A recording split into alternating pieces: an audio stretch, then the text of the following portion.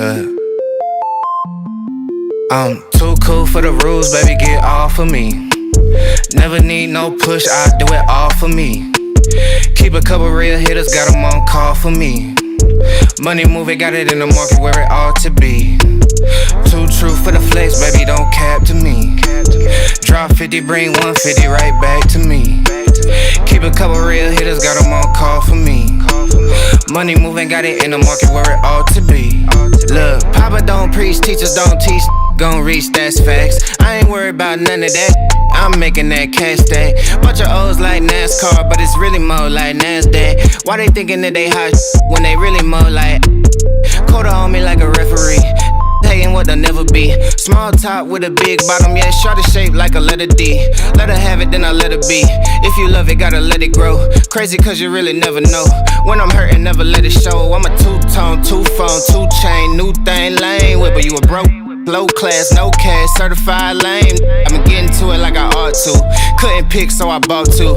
Understand why your chick came, I'm just trying to figure why she brought you. I'm really reppin' and I'm flexed up, and I ain't gotta tell them I'm next up. Sleep on the they rest up, but I'm up and I'm getting my checks up. Me and the fellas be high as propellers, ain't could tell us we great. Looking at like how do you figure unless you could talk about 8 figures. I'm too cool for the rules, baby, get off of me. Never need no push, I do it all for me. Keep a couple real hitters, got them on call for me. Money moving, got it in the market where it ought to be. Too true for the flex, baby, don't cap to me. Drop 50, bring 150 right back to me. Keep a couple real hitters, got them on call for me. Money moving, got it in the market where it ought to be.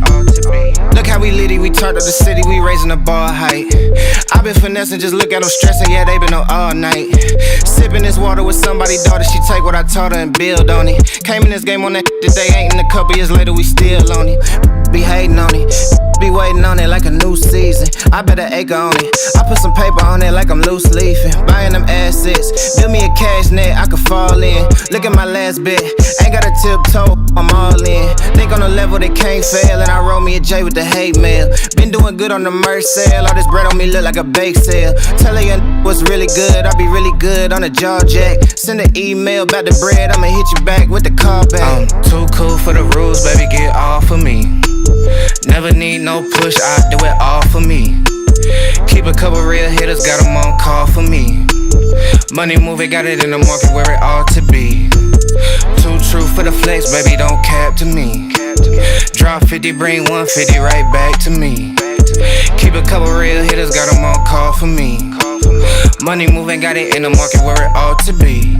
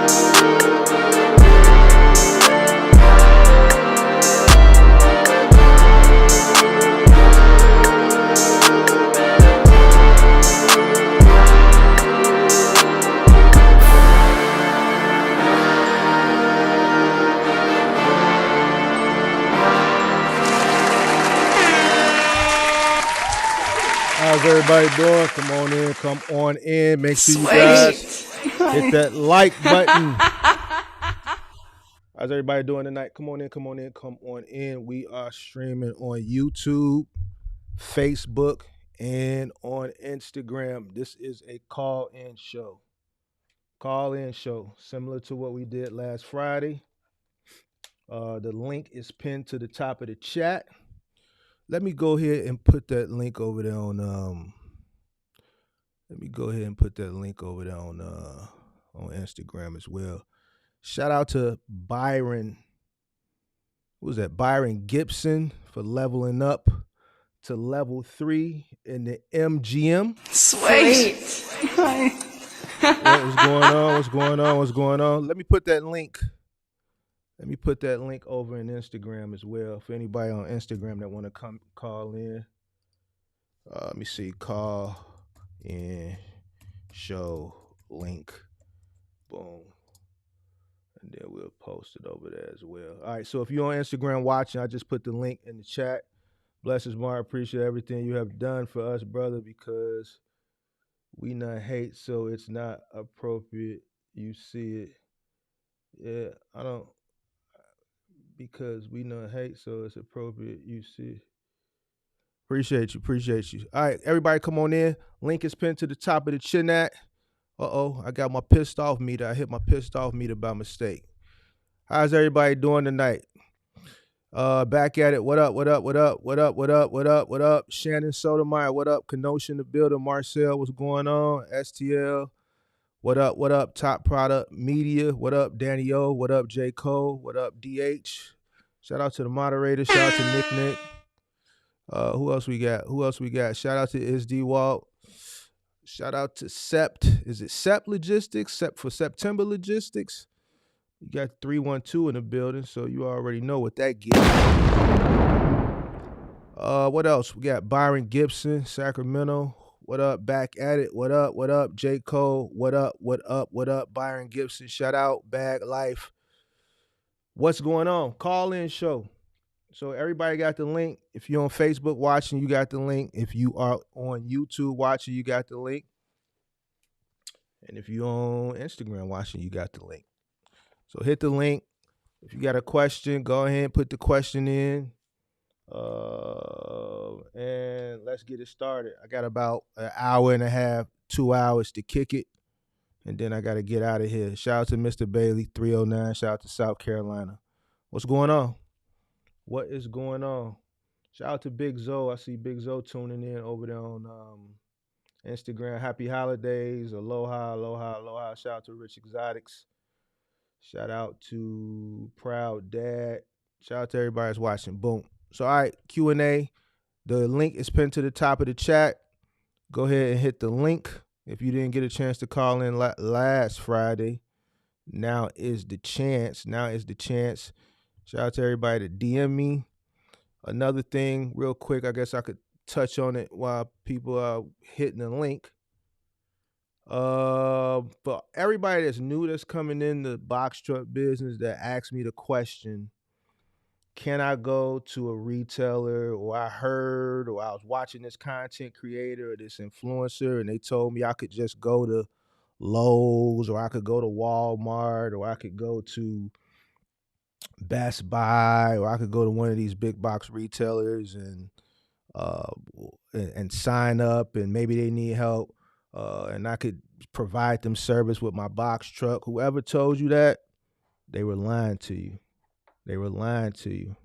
All right. So when you come to me and you ask me this and I tell you that, don't get mad at me. And don't waste your time. And I'm going to tell you why Walmart or Target or Lowe's or Home Depot or Best Buy or any other box retailer is not going to hire you in your one box truck. All right. The reason why is, imagine them hiring you and hiring thousands of guys like you. Do you think they want to manage thousands of independent owner-operators who can barely manage their business as it is anyway, right? So what they do is they source a 3PL, a logistics company, to handle their final mile delivery, or if middle mile, if they're running middle mile on a national scale. Why? Because they don't want to deal with the hassle that the 3PLs deal with. They don't want to deal with you telling them you can't come because your truck broke down or you're sick or this, that, and the third. They rather just hire a 3PL and let them deal with all the independent contractors so they don't have to. One, they don't have the time to do it. All right. They don't have the time to do it. And two, a lot of independent contractors can't run 90 days without getting paid.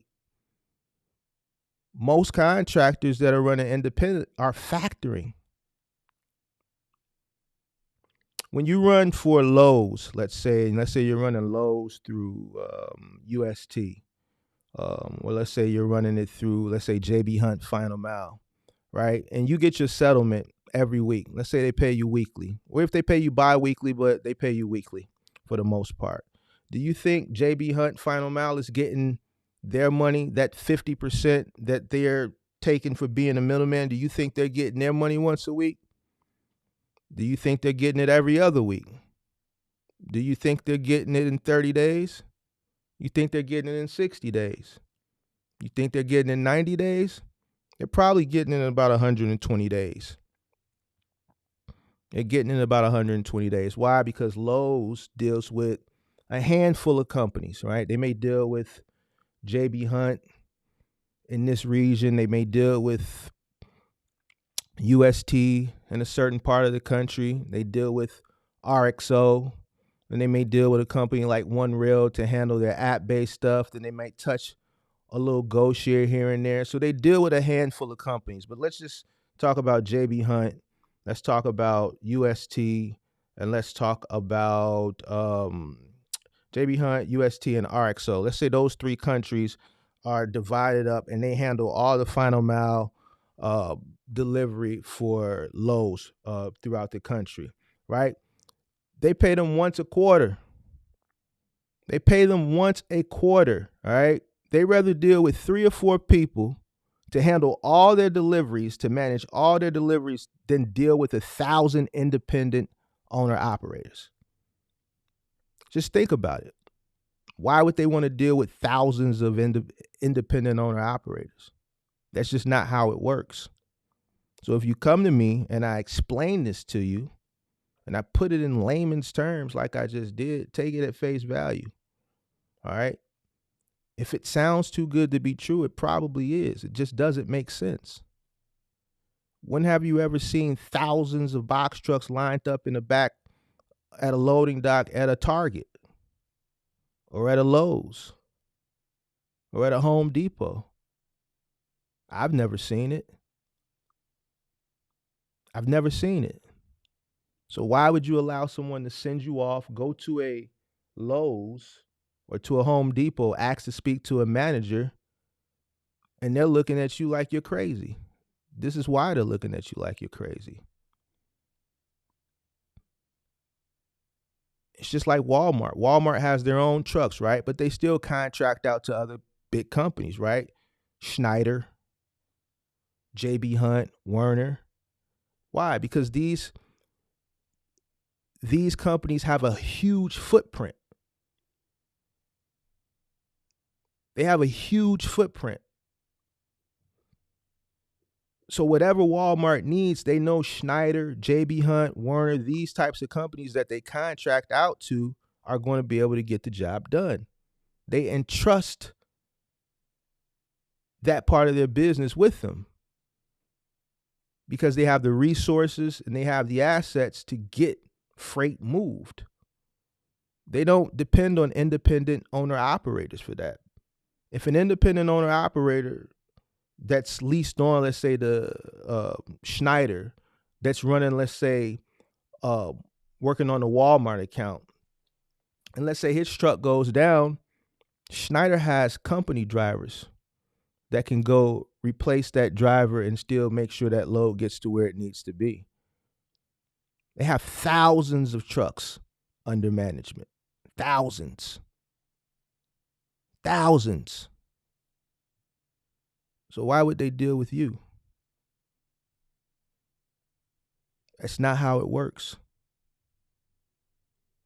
So if you're coming into the box truck business and you're looking to run dedicated, you got to go through a 3PL. That's just the way it works. You're not going to be able to land a contract with one box truck with a Lowe's or a Home Depot or a Best Buy. It's just impossible. Why would they want to give you an account? Why? It doesn't work like that.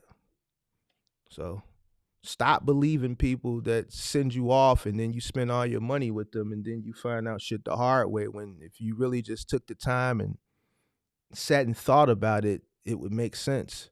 What's going on, Zupchuck? Tony, what's going on? They pay quarterly, exactly. So the way quarterly payment works is, okay, it's January 1st. All the work you do from January 1st through March 31st. March 31st is the last day of the Q1, right?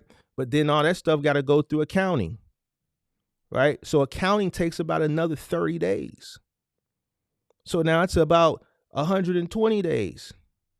So for the work you do from January 1st through March 31st, you'll probably see that money around May 1st. A lot of independent owner operators wouldn't be able to work like that. A lot of independent owner operators is trying to get quick pay. They can't even run a week without, they can't even hold off a week.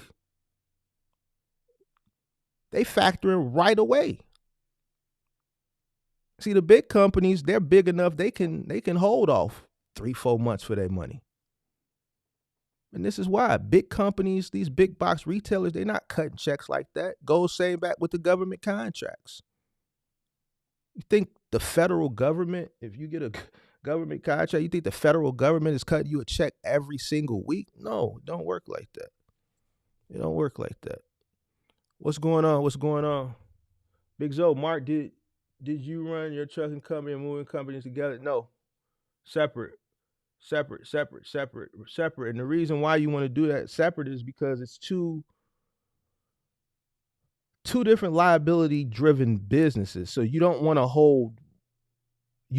to tie both of your assets up under one corporation, because if something happens to one, you don't want all your assets tied up under that one company. You know what I'm saying? Anything can happen. Like, I know what it's like to go through a lawsuit, and when I went through the lawsuit, only the final amount of the trucking company was named on the lawsuit. All right. And when, these people hire lawyers, they go after and they try to source any asset that business owns, right? So you're running a moving company, you kind of want to separate it. You want to keep it separate if you're going to start a moving company to run alongside your trucking company. You said you thought about running as a DBA. I mean, it's to each your own. You know what I'm saying? I separated the two because I didn't want each one liable for the other, just in case something happened, which something eventually did happen. But the moving company wasn't named in the lawsuit. Only the trucking company was. Somebody said, I mean, you can sit out in the parking lot and hand out business cards. Yeah, I guess you can. But why that person is sitting in the parking lot handing out business cards, it's a guy that went the right way and went straight to the 3PL that's going to drive right past that guy that's sitting in the parking lot handing out business card and back right into the dock. So it's about doing things the right way. You know what I'm saying? Educating yourself and doing things the right way. All right, anybody calling in? What up? Anybody calling in? The link is pinned to the top of the chat. Mark, how can I use my 16-footer for moving and final mile? You got a 16-footer for moving? If you're not licensed, then I would sign up for Thumbtack. If you're looking to do final mile, then for a 16-footer, you want to go to T-Force, Watco, Capstone, or AIT Worldwide. So those are your 4 best options for a 16-foot box truck. Shout out to Baltimore in the building. Let me see. Any other questions? Anybody gonna hit that link? Let me put the link back in the chat. Let me put it over here. Let me put it in here.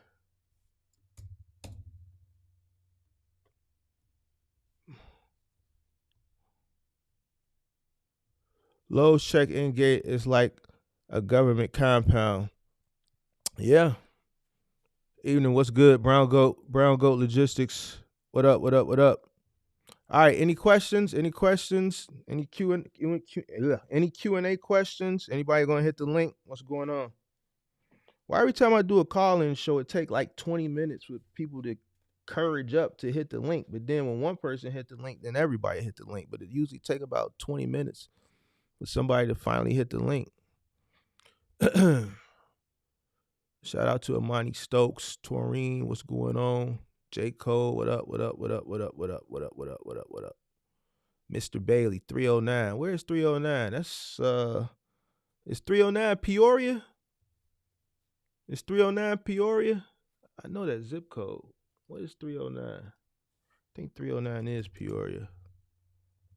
Zip code. 309 area code. I'm sorry, 309 area code. Yeah, that is Peoria, right? Great Polo, hit the link. Hit the link, then. Hit the link. Hit the link. I ain't gonna do no more call-in shows for a while then if nobody hit the link, man. Y'all be asking for these shows, and then when I do them, people act like they don't want to hit the link. Hey, Mark, have you ever tried? Have I ever tried? Let me see. Hey, Mark, have you ever tried using temps to get workers? If so, how'd it go? Never needed to use a temp service. Never needed to use a temp service. You know, back in the day, up until recently, the past maybe say 3 years, finding employees was easy. Especially in moving and final mile. So up until like the pandemic, finding employees was easy. But no, I never used a temp service. 405 in the building. What up? What up? What up? You said we closed, G. Okay, you don't want to say where you at, but I know 309 is somewhere here in Illinois. I think it's like Bloomington, Peoria, something like that. Said Mark ran people off with the testimonials. No, I didn't. It was just little accountability sessions. That's all. Little accountability sessions, man. It is what it is. Listen, you had one, right? And it turned your business around, didn't it? Somebody else hit me, said they want to do a testimony. They want to do a follow-up testimonial. They said they testimonial accountability session, they said was the best thing for them. I think that's going to be the next testimony. He want to come back and do an update. Said Peoria, I got a bunch of family down in Peoria. That's why I knew it was familiar. Go ahead and hit that link, Great Polo. Carrie said you fixing to get in this lane. All right. What up, Clarence? What up? What up? What up? Let's see. Most probably working, listening to.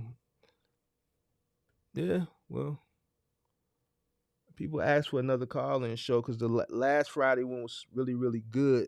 A lot of people called in, and Buddy called in with all the credit finesse. So people have been asking me when I was going to do another call-in show. So I said I'd do one before the end of the week. So where's Serious Lanes? I don't know. He popped in the chat last week, and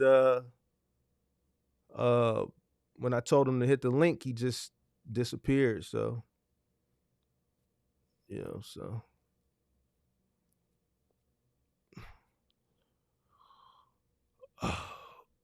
I'm going to do mine before moving Caesars. Numbers came back. I made 105 in 8 months.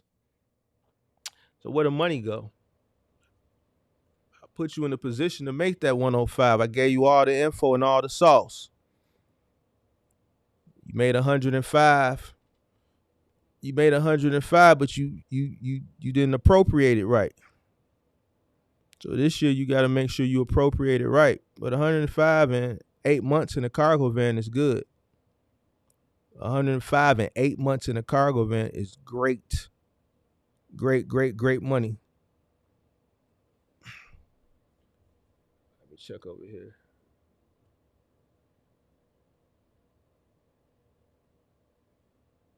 Did I freeze on Instagram? Let's see. No, I didn't. I have my CDL and I've been driving for 5 years and I've researched it a lot and I've taken some of the jewels you bless with. I have my CDLs and I've been driving for 5 years and I've researched it a lot and taken some of the jewels you blessed us with. Okay, appreciate it. So what, you coming out of the CDL and getting a box truck?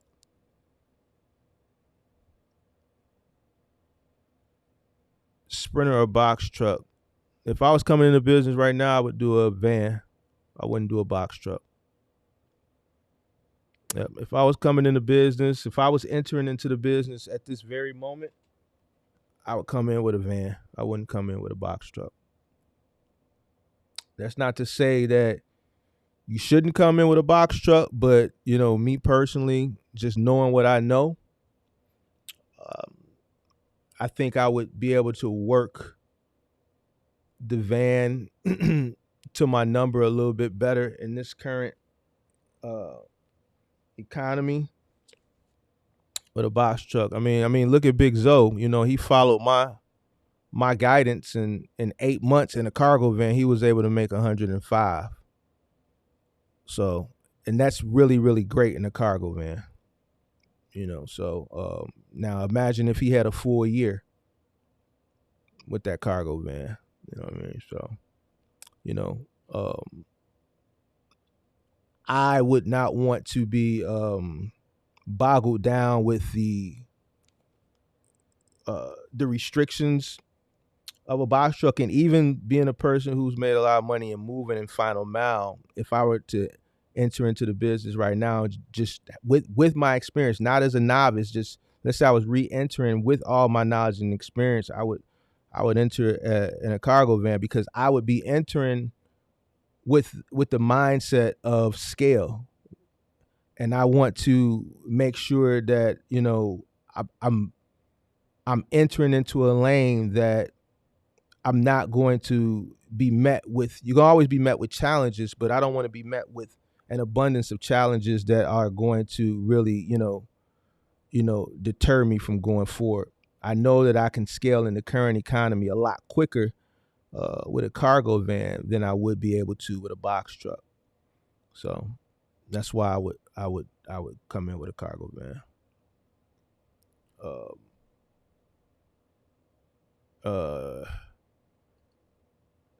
You said you done the big rig and you didn't like it on the East Coast. Okay.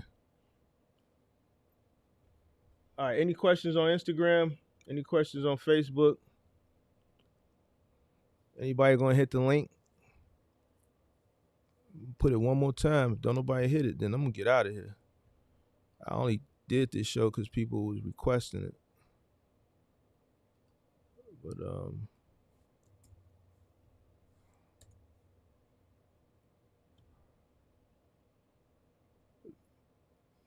there you go again.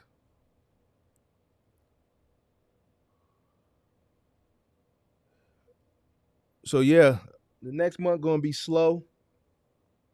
Should pick up end of February, beginning of March. For people that are looking to do curbside, like I talked about yesterday. So you got about another month and a half of slowness. What was this, Big Zoe?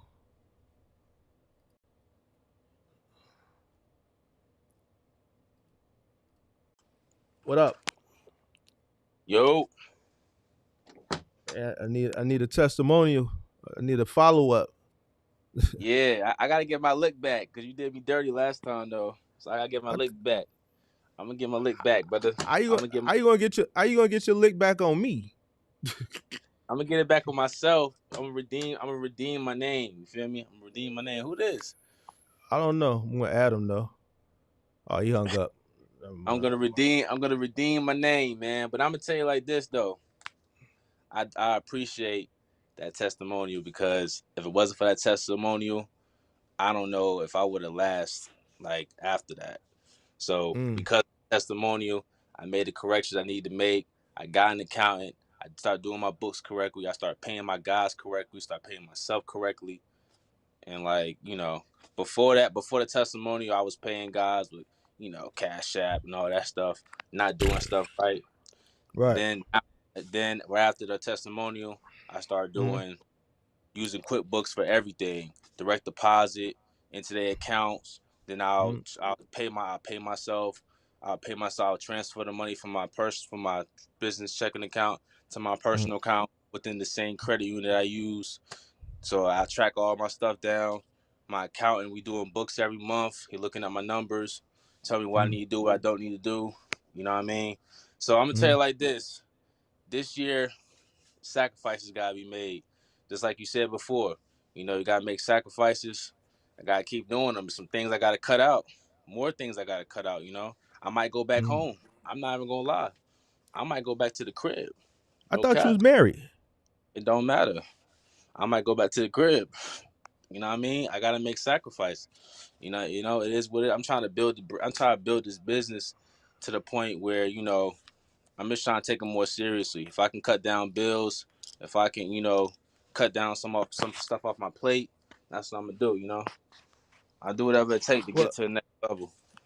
I think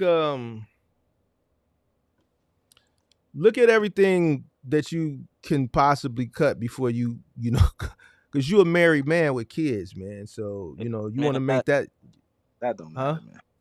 It don't It matter if I'm don't. married. Oh, I ain't married, so I thought when you get married, like everything is together. So y'all I got to mean, do everything together. So yeah, but here's the thing, I'm trying to cut down some things. I pay everything, you know what I'm saying? So I'm trying to cut down. It's a lot of personal going out. Not enough to me, not enough going back what into what what. well, we figured that out during the testimonial. Yeah, exactly. So you know what I'm saying? You So know, just, for you to just make 105 yeah, I in a made 100. cargo van in 8 months, Yeah, it you said know, I had a 40 on the numbers. It said I had a 47,000 profit I made. okay, so but a lot of that money, like when we discovered during that But a lot test, of it was unaccounted for though. So that's what I'm saying. So a you lot of was that money. you was shipping it out as it was coming in. You was selling probably your baby mama Yeah, money or your wife money and buying groceries and stuff like that, and like yeah, you can't do that. So now you don't know where none of that money went because you weren't accounting for it properly. You were robbing from the sustainability of the business, like I always talk about. So as long as that testimonial helped you, because Kirk was trying to give me shit the other day, say I'll be too hard on y'all during those nah, accountability we sessions. need it though. Because if not, I mean, we need it though. This what I'm saying. Like we're business owners. We gotta Right, have it like that. If we don't, who else gonna tell us? You know what I'm right, saying? You can't have people pat you on the back all the time. That shit don't mhm, get you nowhere. You know what I mean? right. So I Because your needed that. family, For me, I huh? learned. I gotta learn the hard way anyway. I gotta learn. That's how I learn when I get stuff like that. You know what I'm saying? So Because your family was watching, right? Like your mom, your wife. yeah. Now I ain't gonna lie. Everybody was watching. It was. Now I did get flack for one person. My man's father had watched it, and he Hmm. was upset. He was upset about it, but he didn't understand Why? that because he He said was that upset at you or me. he was upset at you because he felt and Why? me. He felt like I told too much up there, and I wasn't moving like a street dude and this and third. When I was trying to tell him that I'm not, All right, hold he, on. Why was he mad at me? And then I'm gonna touch on that in a minute. he was upset because he felt like you was using me for your platform. You know what I'm Okay, saying? so He was so telling so all you goofy and all that. no, I never called you goofy. I never hit the No, no, button no, on no. you. I said he was calling you a goofy and all that. And He, check this out. He's a goofy because he said you're not moving like a street dude. So I hope he watched this because here's the thing.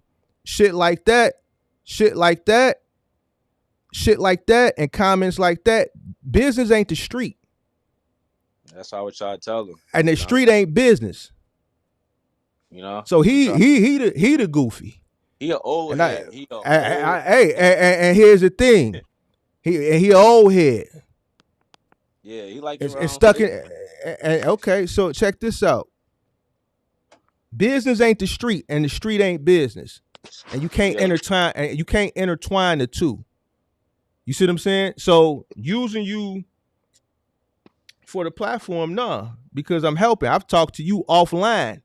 Yeah. Have I ever charged you anything? I was in the gym Nah. one day working out and talked to you for over an hour and gave you nothing but advice and never sent you a link to pay me or anything, did I? Nah. So I was trying to tell him, I said, you don't know the whole thing. So, I so said, I it said, is what it. you don't know the whole thing. You know Okay, what I'm saying? ask him. Tell him next time. Since he got the answers. Tell him to get you up out that jam the way I did. Nah, and then here's the Uh, thing. Here's the thing. You know what I'm saying? He was like, man, I should have, invested with him instead of my bro. Like, it was a lot of things that, he said I spoke a little bit too much about some things and all that.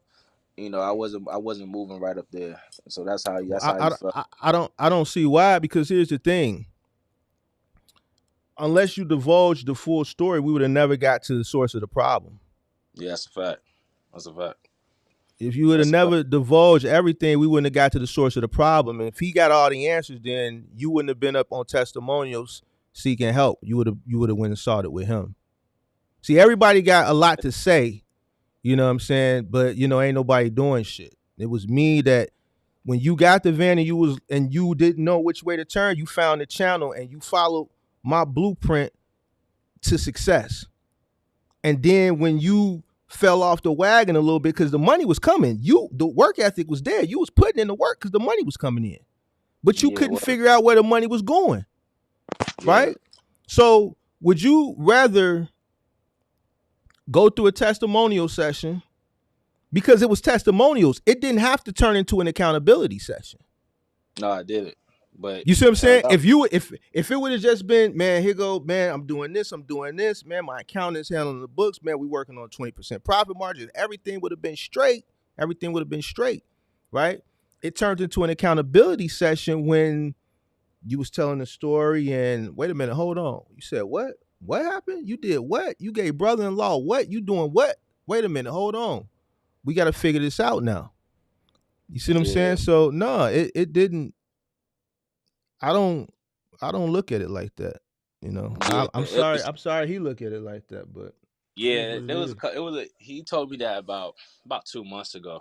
About 2 months ago, he had just somehow he was watching it that night, and he had just told me, and I was like, man, bro, listen, man, that man helped me. You don't understand, but old heads, it's hard to tell them things because they already stuck in their one mindset. You know what I mean? But one thing about it is the streets is not here. I'm not in the streets. You know what I'm saying? So at the end of the day, you know, that's how he felt. I said, all right, hey man, it is what it is. I saw dramatic change after the testimonial, and that's all that matters. As a matter of fact, right after the testimonial, my truck had went out for like 2 months. So Word. everything, I told you the transmission had went out. Wait, in the van? Oh yeah, in the van, ProMaster. no, in the ProMaster. I ain't had my Yeah. truck for 2 months. I was getting rentals, spending so much money on rentals, trying to keep my contract. It was a mess. You know what I mean? I went out in October. I ain't get my truck back until last week in November. You know what I'm saying? Mm-hmm. Because it was a recall on the transmission. It was a recall on the part. Oh, so you So didn't have to pay for it, right? now I ain't have to pay for it, but I still was paying for rentals every week. So Um, that kind of eats into your profit after a while. but But everything good now? It's all good now? yeah, it's straight now. Just trying to trying to just keep it moving. It's slow though. It's slow. It Yeah, is I told slow. you it was gonna slow down. Yeah, but Ain't no not schools open. Staples packing though. I've been getting still 200 packages, 200 pieces a day still. And then I'm going in tomorrow. I'm doing the extra, doing some little diaper runs. They got like a diaper account or something at this spot. Who you running through? Waco? I run through Carrier Express. It's like an Okay. Eastern East Coast, kind of like an East Coast company, I guess. I don't know if you ever heard of Some them or not. a couple people reached out to me for your info that's down in that Raleigh area. Yeah, I I talked to don't a few know. guys. I talked to a Mm-hmm. few of them. I Somebody talked to asking me on Instagram now, what's your IG? Yeah, big. I had a lot of people follow me. I got a lot of people on my platform and stuff like that. You know, Yeah. but yeah. So, like I said, man, I'm just moving, just trying to move, just trying to work. And really, really this year, just really be disciplined. Like my accountant told me, he was like, "Look, bro, you know, you gotta appropriate these funds. You gotta be disciplined with your money." And that's Mm. just the end of the day. You know what I'm saying? And I was like, okay, what I need to stop doing? You know, eating out, buying clothes, buying stuff for the wife, all this stuff is not I. You know what I'm saying? Straight up. It's not out. You just gotta cut these things out. You know, you gotta sacrifice. And I know potential that I have because I seen it with the money that I made. You know what I'm saying? I seen it. Not even a full year. So if I can do that in 8 months, half of the month, half of the year being undisciplined with the money, imagine what I can do as a full year being disciplined and sacrificing the whole year. What I can do. You know what I'm saying? I So, can tell you what you're gonna do. I can tell you how much money you're gonna make this year. oh yeah, how much? Mhm. I think I I'm. I think think I was. if you put the same work ethic that you had last year, this year, and now since you're gonna get a full busy season, and you've been listening to me for over a year now, I think you're gonna touch because I know you're gonna go get a second truck for moving season. I think you're gonna touch two and a quarter, between two and a quarter. And I'm getting my license in February too, so I'm about to go all the way legit. That's why I asked you that question, because Mhm. I didn't really know how to do it. You know what I'm saying? Like, I was thinking about the DBA, then I was thinking about I didn't know if I had to do two separate LLCs or not, so I didn't know. I mean, Because here's the thing: I ain't trying to make no excuses, but if I get two separate LLCs, I got to pay two separate insurances. Isn't that what you had to do? You had to pay insurance well, for the well, truck here's the company. thing: you're gonna pay for the if you start a moving company, your insurance is gonna go up anyway. You're gonna have to It pay. already You're gonna have did, to pay. You have to pay for the but and you got to get a household good. You got to get your household goods um authority federally, right? And then you got to apply with the North Carolina. I don't know what the regulatory agency is called in North Carolina, but commissions. you got to go through that commission in North Carolina and pay for that. Like I had to help somebody yesterday um get them the information as far as getting set up down in Florida. The application was 600. Here it's 900. And It's here free it's here. like oh, it's free there? Yeah, but Right. So gotta pay for it. But you gotta pay for a lawyer though. You gotta have a lawyer sign off right, on it. see So cuz that's like here 2,000. right, because here, like, you got to go in front of a judge. You got to put the hearing date in front of in the state newspaper. Other moving companies could show up and object at it for any reason. You got to go in front of the judge. Then he gives you, if you get approved, it takes a year. You got to go a year with just a permit. Then you got to come back in a year, go back in front of the judge. Like becoming a licensed mover is way more difficult than becoming a trucker because you're going into people's homes and you're dealing with their personal belongings, and you got a lot of rogue moving companies that'll load you up and then try to upcharge you once they got your stuff on the truck, and if you don't pay them, they'll ride off with your stuff and then charge you exorbitant storage fees. So it's regulated both on the state level and on the federal level. So it's they make it hard Yeah. to become a licensed mover, and that's like why here you got to go in front of a judge and all that stuff. The application is Mm. really expensive, and even after you pay the application fee, there's no guarantee the judge is going to grant you the permit. So, That's crazy. That's crazy. I'm just trying to have peace of mind. You know what I mean? Like, when I'm mhm, out there doing it, I'm mhm, trying to have peace of mind. Luckily, like I have four guys, they all have more experience than I have in moving. You know what I'm saying? So mhm, they taught me basically everything I know about moving the guys that I got with me.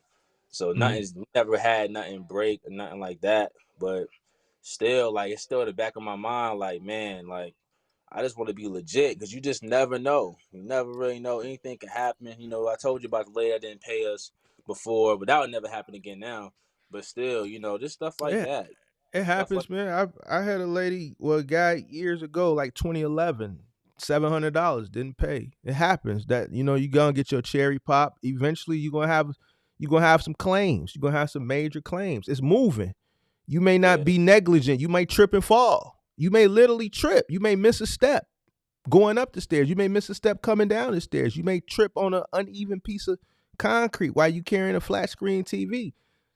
It's moving. It's gonna happen. So you can't yeah, really worry about it um to yeah. the point Shoot, where it's racking your brain. It's gonna happen. It's matter of fact, inevitable. matter of fact, last movie season, I did have this one guy. he dropped the flat screen TV, boy. Everything was going smooth. We had 3 moves that day. This dude tried to pick up the TV with one hand and freaking dropped the damn TV, broke the TV. You know what I'm saying? And at What'd the you time, do? How'd you rectify that? let me tell you, like, this is like my second month, I think, doing moving. I ain't know what to do. I went and I asked the lady how much the TV was worth. She told me 300. So I took 300 off the bill. And Mm-hmm. the dude that was with me, his father Mm-hmm. got a moving company, and he was like, "Man, he said you supposed to do 60 cents per pound. What you got going on, man? You don't never do that. You don't never 60 do that." cent, 60 cent per pound is when it's federal, when you cross the state line. So if you're Mm-hmm. local, you gotta check what your local regulations are for moving. Like here, it's 30 cent per pound per article. But see, Okay, you're not licensed, so that's what I'm saying. really, so If don't I'm not, none of that stuff apply. So here's the way it worked. but if When you're a okay, but light, what if I do that? What if I do that? It's something happen, right? And I'm not licensed. Then but you know see, what I you mean? did. So if you're not licensed, you running under the radar anyway. So you got to do what morally the right thing was, and that was replace the TV. But Yeah. here's the thing. Even when you become licensed as a licensed mover, you got to look at it like this. And this is where you're going to always have issues at. Let's say you license and you break the lady's TV, right? Mm-hmm. When a customer hires you for moving, they have an option to purchase moving insurance, right? Now Yeah. here's where the misconception is. When people call you to book you as a mover, they'll ask you, "Are you insured? Are you insured? Are you insured?" And you'll tell them, "Yes, we're insured," because you'll be insured. You're a licensed moving company, so it means you're insured. They take it unless you educate them, like, "Look, we're insured, but if something breaks, that does not cover your personal belongings." All right. The consumer is always I be telling them that. it's their responsibility to purchase moving insurance. They could either get declared value, which is considered depreciated value, or they can get full value. All right. Mm-hmm. Now, most people don't do it because moving insurance is really, really, really expensive. All right, to buy Got it. moving insurance. So a lot of people take that chance. But now here's where the issue comes in at, and where your moral compass kicks in at. Let's say you were licensed when that happened and you broke that TV. Now let's say that was a OLED TV, OLED, like to say a 60-inch, and let's say it was a $3,000 TV, Mm-hmm. right? But let's say because it's so thin and so light, it weighs 10 pounds. That's a $3 check because you're paying 30 cents per pound per article locally. If it was going across state lines on the interstate level, then under the FMCSA, you're required to pay 60 cents per pound per article. So it would have been a $6 check. Now, here's where it gets in. You send them that $3 check 30 days later. What do you expect to happen? Because you're insulting them because they're under the impression that your insurance is supposed to cover that TV. Mm-hmm. Right? There's only a few companies that have moving companies that have in-house, insurance companies in-house that break this stuff down, and those are like the big boys, Mayflower, Atlas, Wheaton, things like that. But it's the Yeah. consumer's responsibility to acquire moving insurance. So you have to educate yourself on that, because you have to educate the customer so they know what they're getting into, so that when something like that happens and you give them a $3 check, they not biting your head off, and they're gonna leave a bad review regardless. You see what I'm saying? But you still want them to have that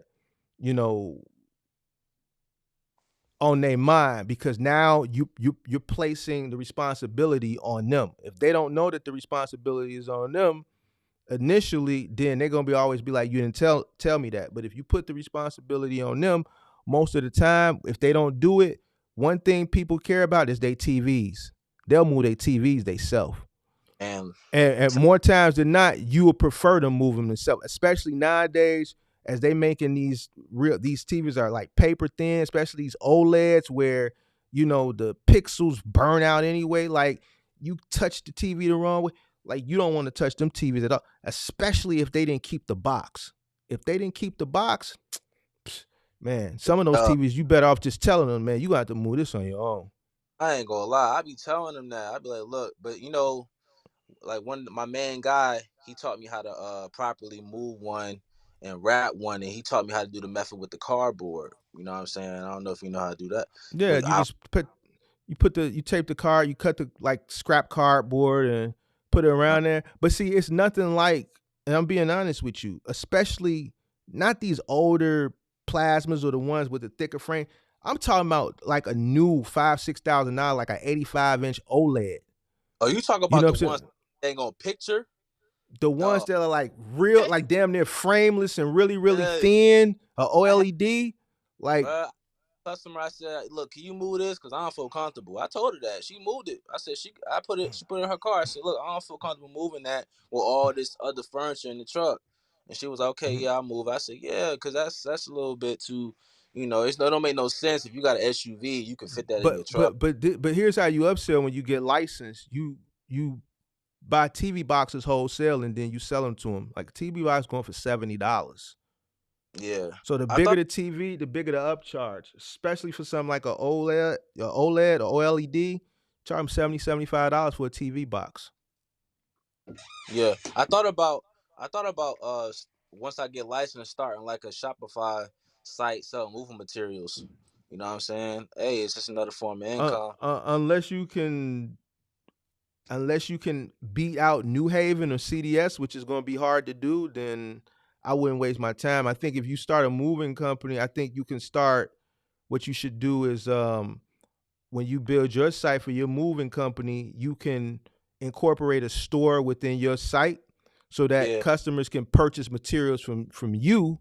So what I'm saying is not try to be like a moving material seller, but when yeah, customers come to your site to book the move, they can purchase materials from you at an upcharge, and then you can do free delivery to them, right? yeah. And then what you do is it's a company like Victory Packaging. See, I'm giving you all the sauce. Go to Yo, hold on. Victory Hey, hold Packaging. on. Let me get my charger because I got to say one more thing too. Let me get my charger real quick before it die out. All right, all right.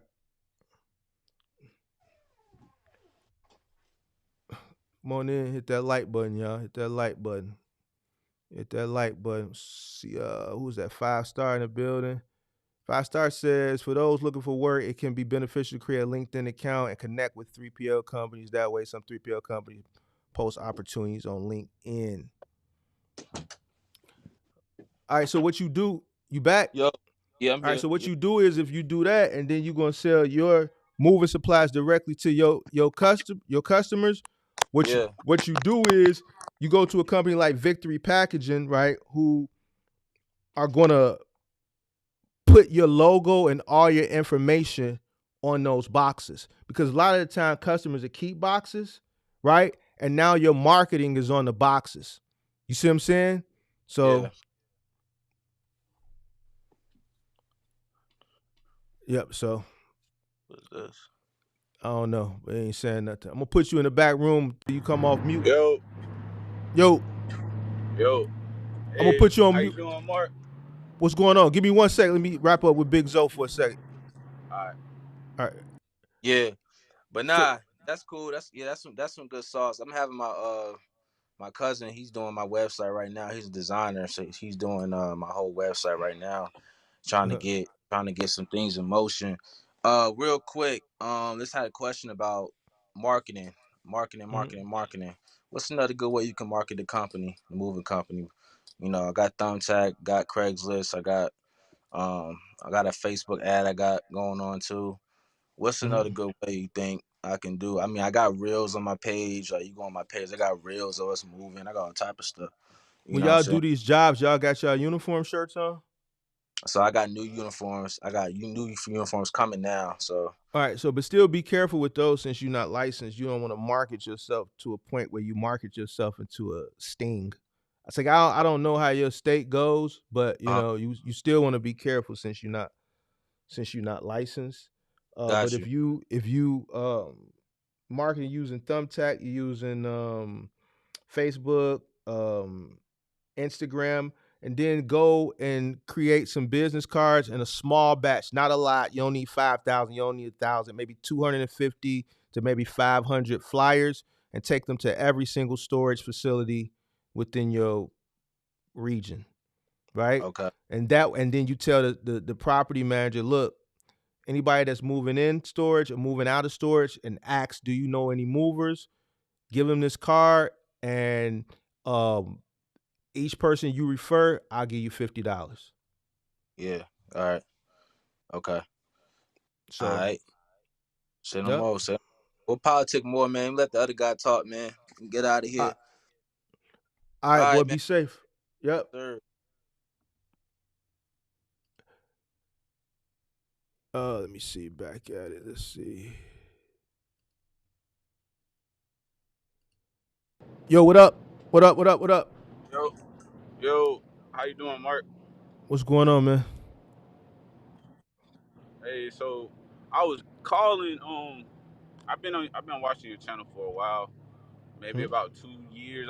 Well, I ain't gonna say 2 years. It's been since you had about 5,000 subscribers, Mm. and Been a minute then. I listen to everything you say. Hmm? But I was calling because I have a 16 footer, and I'm wondering could I use it for moving and final mile, like. Would I Hmm. have to have two different insurances, or would I have to get two separate trucks to do both, or how would that work out? Are you got your authority and everything, right? For your carrier authority. No, I don't have anything yet. I primarily been doing gig apps. Well, I've mostly been doing gig apps for about like 7 months now. So I just Okay. wanted to get a hang of it, and I'm making out pretty good. Mm-hmm. So you flying So under the radar. yeah. I mean, if you flying under the radar, you can do whatever you want to do until you get caught. So I'm talking about like you with can, I'm talking about with like T-Force and Waco. Like, would I be able to do that on top of having like for the insurance wise? Would I have to get like um, commercial insurance for the final mile and then a certain type of yeah, moving insurance? yeah. So the moving Is insurance is going to be way okay, way and I more could do. than the carrier insurance because it's a lot more liability. Okay, Yeah. So all right. if you're gonna do moving, here's the thing: if you got a 16 footer, I would focus on one thing first. I wouldn't try to tackle two things at once. So whatever you feel like is going to be, not necessarily beneficial to you, but what's going to probably be, the easiest to get in as far as building it. With moving is going to require people, and it's seasonal. Yeah. You know what I'm saying? So if you think you can run it up from April through September, then go for it. If you want something that's, all year round, um, then go for the final mile. Now with a 16 footer, you're gonna be kind of limited to what you can do as far as final mile. So office supply, medical supply, and small furniture. So like Bye Bye Baby, West Elm, Crate and Barrel, CB2, Container Store, stuff like that. And you'll get all that stuff through AIT. Dick's Sporting Goods through AIT. So that's a little bit what you limited to. Capstone may have an opportunity for you with the United States Postal Service, and that's pretty much about it. All right. Yeah, that sounds good. I've been listening, and like I said, I've been doing this for about 7 months, and it's January now, and I'm starting to see how slow it is, like with the gigs. But I'll stay up for a while just to make sure like I got something in stone, at least $150 on Amazon or whatever, for Mm-hmm. like the earlier part of the day before like 11 o'clock. But I Mm-hmm. do see like how slow it's been, and it's crazy to see like you've been hitting on everything now, but for me to actually be in it and see for myself the slowdown is like crazy. I've been telling people, and you see how people would get mad at me in the chat, and people gonna buy stuff like I listen. I've been doing this so long, man. This shit is cyclical. So when I said January is gonna be slow to the point where it's gonna kill people, I wasn't lying. You know what I'm saying? I've been doing this for years. January is slow. So Yeah, yeah, you people. have to, and that's why I was going so hard uh on people, around October, November going into Black Friday. I'm like, man, you need to get the money now and appropriate it correctly because man, January right around the corner. It's going to get really, really slow, and people seeing it. Everything is slow. Retail is slow, trucking is slow, You see the Uber Eats people complaining, the rideshare people complaining. Everything is slow because people have exhausted all of their money. Now it's time to recoup. Yeah, if you really People want to ain't make got the no money money. right. Yeah, if you Mhm. really want to, like, on the apps, because like I said, I've been working apps. If you really want to make the money, like, you just really got to get up early. For whoever listening, get up early. And I feel like I get up every day around like 4 o'clock, and I try to be out the Mhm. house by like 5:30 at my first stop by 6. And Mhm. if I do that every day, I can come out good working like 8 hours. But I want to touch on Black Friday too, because I seen um like how many orders it was, but I didn't work that whole Black Friday weekend.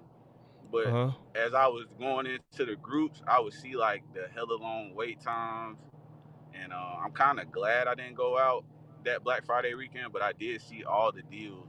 But like the But week see, before Black Friday, the week see, before Black Friday, I was having those TV orders. Like I was having like 5 TV orders on Roadie and like freight and all that stuff like that. But you can go ahead. yeah, but early bird gets the worm though. See, Black Friday, you want to be at the store at 6 a.m. See, those guys that's pulling up around 12 and 1 and 11, yeah, they waiting because now you got all those people. You want to be there at 6. You want to be there at Yeah, 6, like the guy who I showed that had like 50 TVs on his thing. See, he was getting all the orders from as soon as the sale went active on Thanksgiving or at midnight. So he yeah. was See the on first Roadie, person there.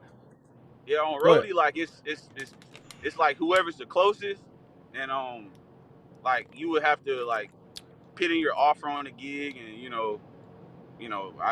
I was already up, so like I may have had an Amazon from like 3 in the morning to 7, and like whenever I get done doing the Amazon, I log onto another app or just check what's available.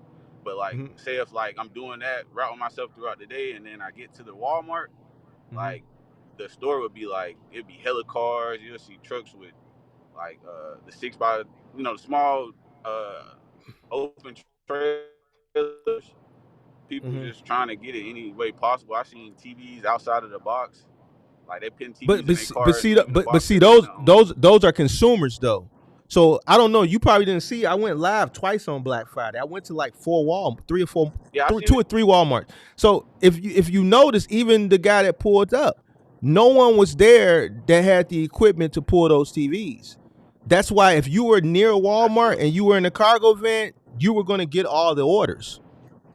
The people who were pulling Yeah, up, accepting orders, and when they were getting there because they weren't paying attention to the description, it was a 65-inch or 75-inch TCL, they had to decline it. You pull up in a cargo van, all those orders are going to come to you. I had a guy literally had 50 yeah, that's right. orders. So you talking about $30 a stop. So, you just Yeah, gotta those put is that's why good I said money. you gotta put yourself in the position. The orders are gonna be there. I have been talking about it for the past month. So you be up at 5, Yeah, you facts. already go post up to your nearest one. Just post up. Boom. They might hit you with a 5 or a 10 piece. Boom. You go knock them out. Boom. Go straight back. Now, as you go on throughout the day, now you got consumers coming in, you got more orders being placed, and you got more gig people that are showing up to get their orders. But here's the thing. When I went to the 2 Walmarts, you had a bunch of people waiting on their orders to come out. All of them are in personal vehicles. Only one van was out there. Could none of them people that were waiting to get other orders take 75-inch TCL? Only the van. Oh yeah, yeah. I was killing them. I got a van. I was So, doing most of the stuff in my Transit Connect. Like I got a smaller city van. Like I was striking them uh, on all the oh, you got a apps. city van? You got a I city got a city van? van. Yeah, I got a Transit Connect. I got a 2011 E250 van, and then I got a Ford F3. I mean Ford E350, the 16 footer, and I bought all those cash. But I primarily work out of the Transit Connect because like the E250 is a bit overkill for this. Mm-hmm. It's I can do a lot of stuff out of the Transit Connect, and I really want to get into the 16 footer, but I just want to learn more, especially with the moving, and like I know the moving will be the most profitable, so that's What probably market what you? I What go city you with. in? I'm in Atlanta. I figured you was in Atlanta. Um, Yeah. you gotta find you a team, man. You find you a I got team. I got a brother that I got a brother, man. He'll come. He's strong, but it's just about getting to work. So like you right, I need the team, and Need I a really team. want the more knowledge. So I got a book with you, man, because that's the 16 footer been sitting. Um, but I got it. You know, I don't have any insurance on it. It's not. It's running. You know what I'm saying? I don't need to do nothing to it. I just want to figure out how I'm gonna run it and be the Mm. most profitable. Yeah, I mean, you can make a shit ton of money in the 16 footer if you know what you're doing. You know what I'm saying? You just gotta know what you're doing. You gotta market. You gotta. You gotta market. You got. I have to rap with you, man. I don't want to. I want to give it away, but I don't want to. I don't want to talk too Yeah, and much I because need I it. can. I want to. I want to save like this type of content for like maybe March or April. But yeah, we could tap in because when moving All right, season come around, I'm gonna start tapping. I'm gonna start touching on that. So. all right. I'll just shoot you a DM on Instagram, and Mhm. we'll go from there. But I've been watching your channel, man. Like I'm glad that I was able to find your channel and not Mhm. like I was looking at other people.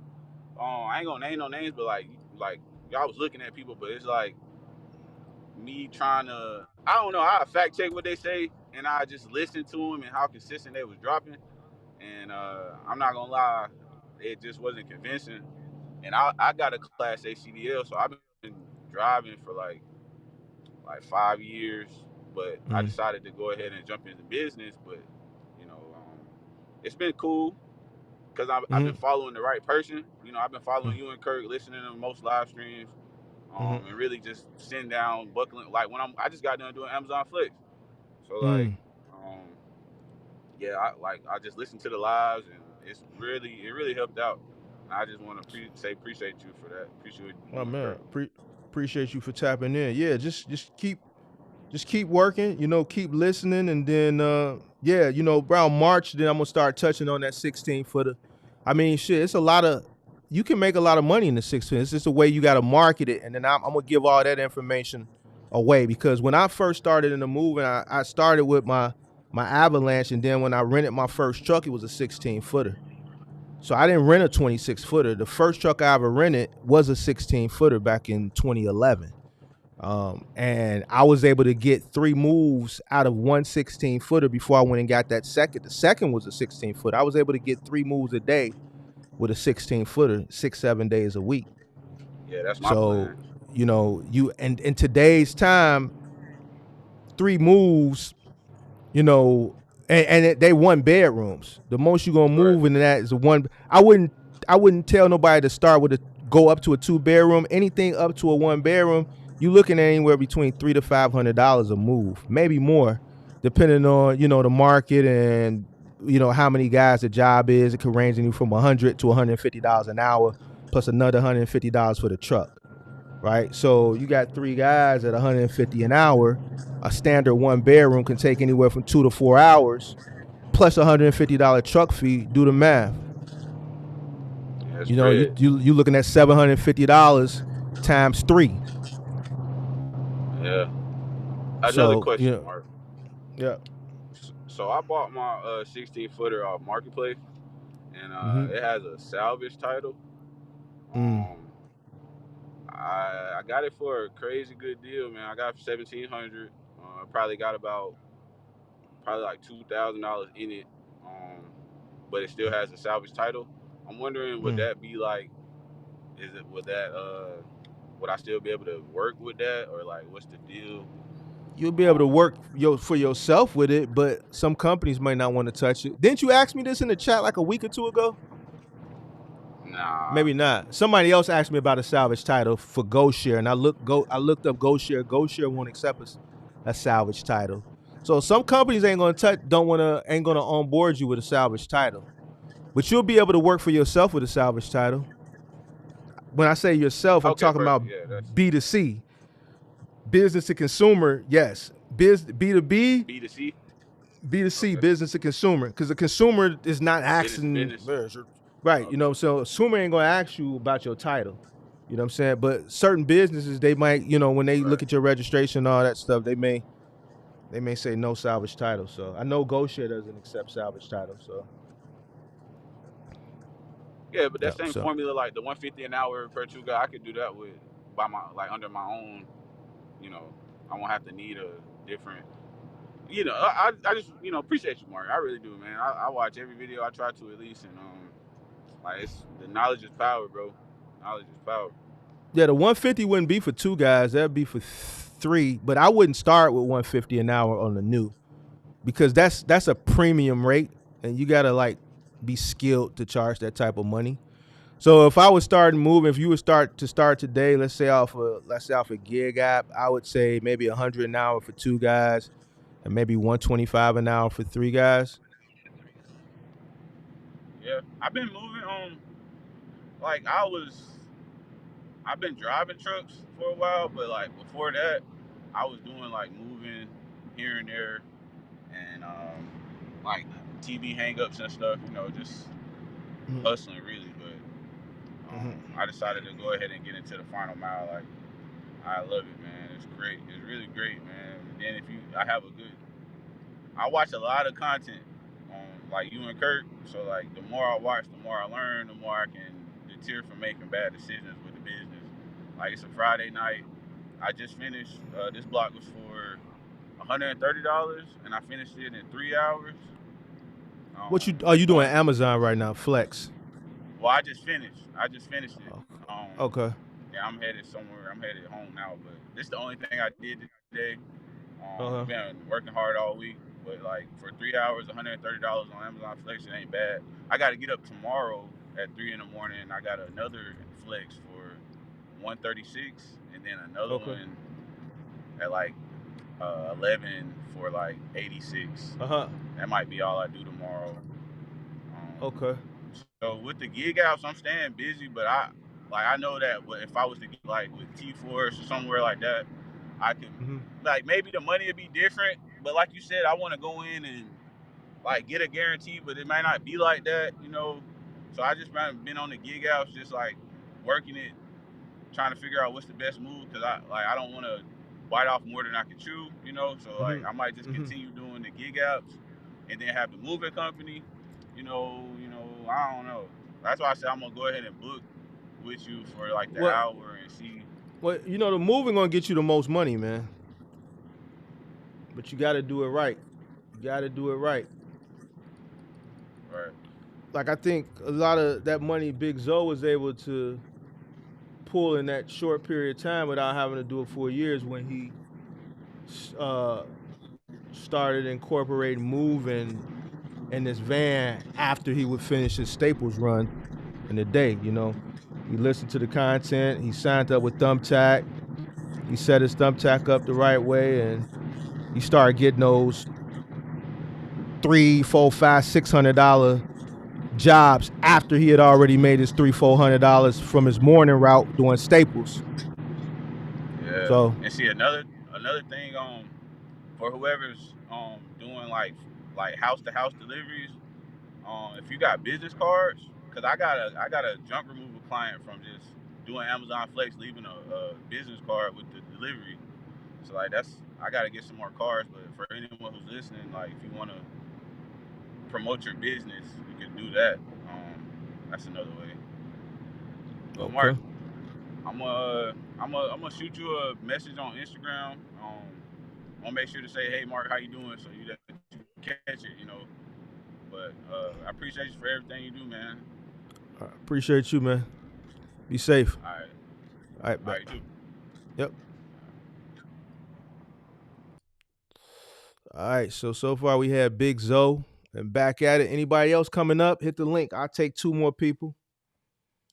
Want to come up. Call in show.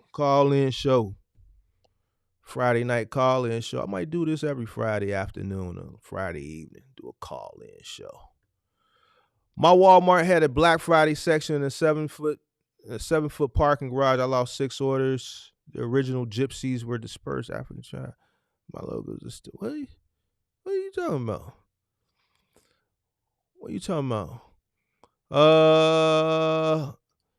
Zupchuck said you can make some good money with a Staples contract. Yeah, he should go try to get a T-Force or a Staples contract and do office supplies. DeAndre says, I just got my authority and I'm seeing how slow it is. These load boards ain't cutting it. Well, DeAndre, you got a bunch of stuff working against you, man, right now. One, you just got your authority, which is going to be difficult because a lot of people ain't going to want to touch you. And it's slow. I've been telling people that are coming into the space because, a lot of people had like a New Year's resolution to start at the top of the year. And maybe it was you. Were you in my DM and I told you might want to wait till March? It might have been you. I was telling somebody that they should wait till March, and they was telling me about how much research they did and they should be okay. And I'm just like, all right, bet. All right, bet. Just so to sum it up, man, January is just slow. It's always slow. It's always been slow. It's always going to be slow. As long as Christmas and New Year's, as long as Christmas is December 25th, and as long as New Year's is January 1st, and New Year's Eve is December 31st, January is going to always be slow. And Thanksgiving is going to be whatever, November 20, whatever it is. At the last Thursday, January is always going to be slow. The holiday season is when people spend the most money. It's when they vacation. It's when they do a lot of things that they regret in January. And January is when they sit their behinds down and recoup because they don't have any more money. They done ran their credit cards up. They done exhausted whatever they had in their bank account, and they don't spend money. Restaurants are slow. Retail is slow. Everything is slow. It's just the way it is. So that's another thing, when you come into this business, you got to know the peak times of the year. You have to know the slow times of the year. All right. So, January is the slow time of the year. It's just not the time probably to come in. March will have been a better time to come in, I would think, but so right now what you got to do is, I don't know what type of vehicle you got, but let me know what type of vehicle you got, and I may be able to point you in the right direction on how you can probably make a little money right now in the slow time.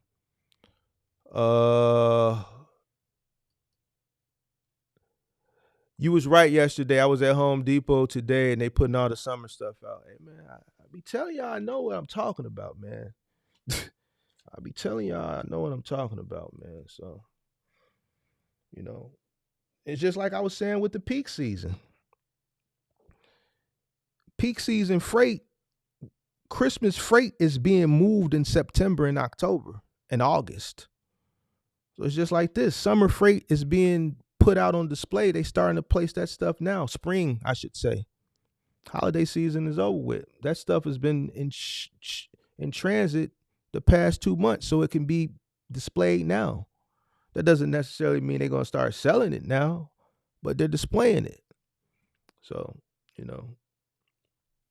is what it is, man. So, once I apply for my authority, do I have to get insurance immediately? Does it? Hold on, let me wait for it to pop up over here. Once I apply for my authority, do I have to get insurance immediately? Does it normally take 90 days? Does your insurance take 90 days? No, it shouldn't take 90 days. It could take a couple weeks depending on. So the way you deal with insurance is you get a broker, right? Let the broker shop you. Now, depending on how the broker is shopping you is going to determine, how long it's going to take. It might take a week for him to start getting back some proposals, and then from there, you're going to go and talk with him, and he's going to, see what best suits your business and best suits your budget. Shouldn't take 90 days to get insurance set up, though. Now, if you're asking about the 90 days as far as companies and, requiring like 90-day authority, then that's something different. But I think what you're asking is, does it take 90 days to get your insurance? But yeah, you should get your insurance. Do you have a truck? Wanda?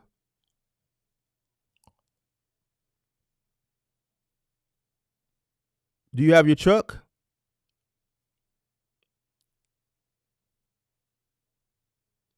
When the caller named his fleet, I replied Gypsy, and the mod deleted it.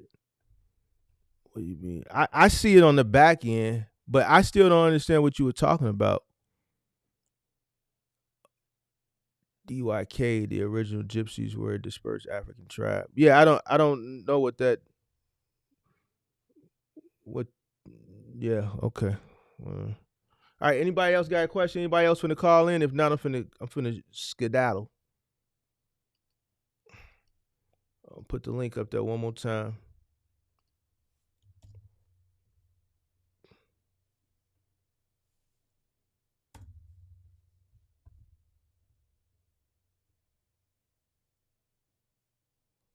Let me make sure I didn't miss any questions when I was talking to them.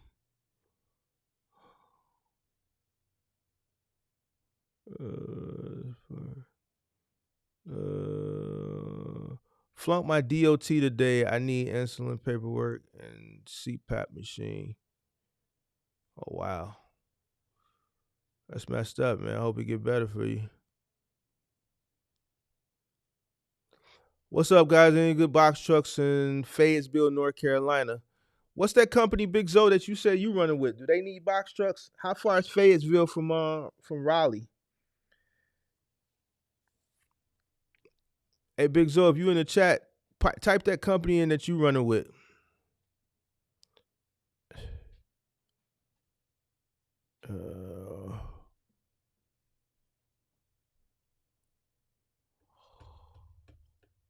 Oh man, Wanda, no. It's not gonna take 3 months. It's not going to take 3 months. I'm getting my truck in a few weeks. I have an offer for Ford Air, but they sold. Right, they were just recently acquired by the Hub Group. Should I go with the new company Hub or hold out for something else? Go with the new company. Just apply. You probably still can apply under the Ford Final Air. It's probably gonna Ford Final Mile. I mean, it's probably just gonna forward you to yes. If you go to Ford Final Air, I mean FordFinalMile.com, it automatically forwards you straight to the Hub Group. It automatically forwards you straight to the Hub Group. So yeah, just apply there. Just apply there. Yep, just apply here.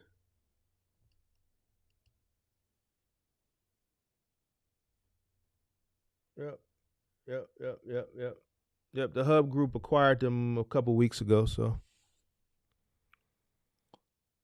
So just to confirm, before I apply with T-Force and Rody, I need to have business set up and have my own authority, correct? Correct. Not for Rody, but for T-Force, yes. Not for Rody, but for T-Force, yes.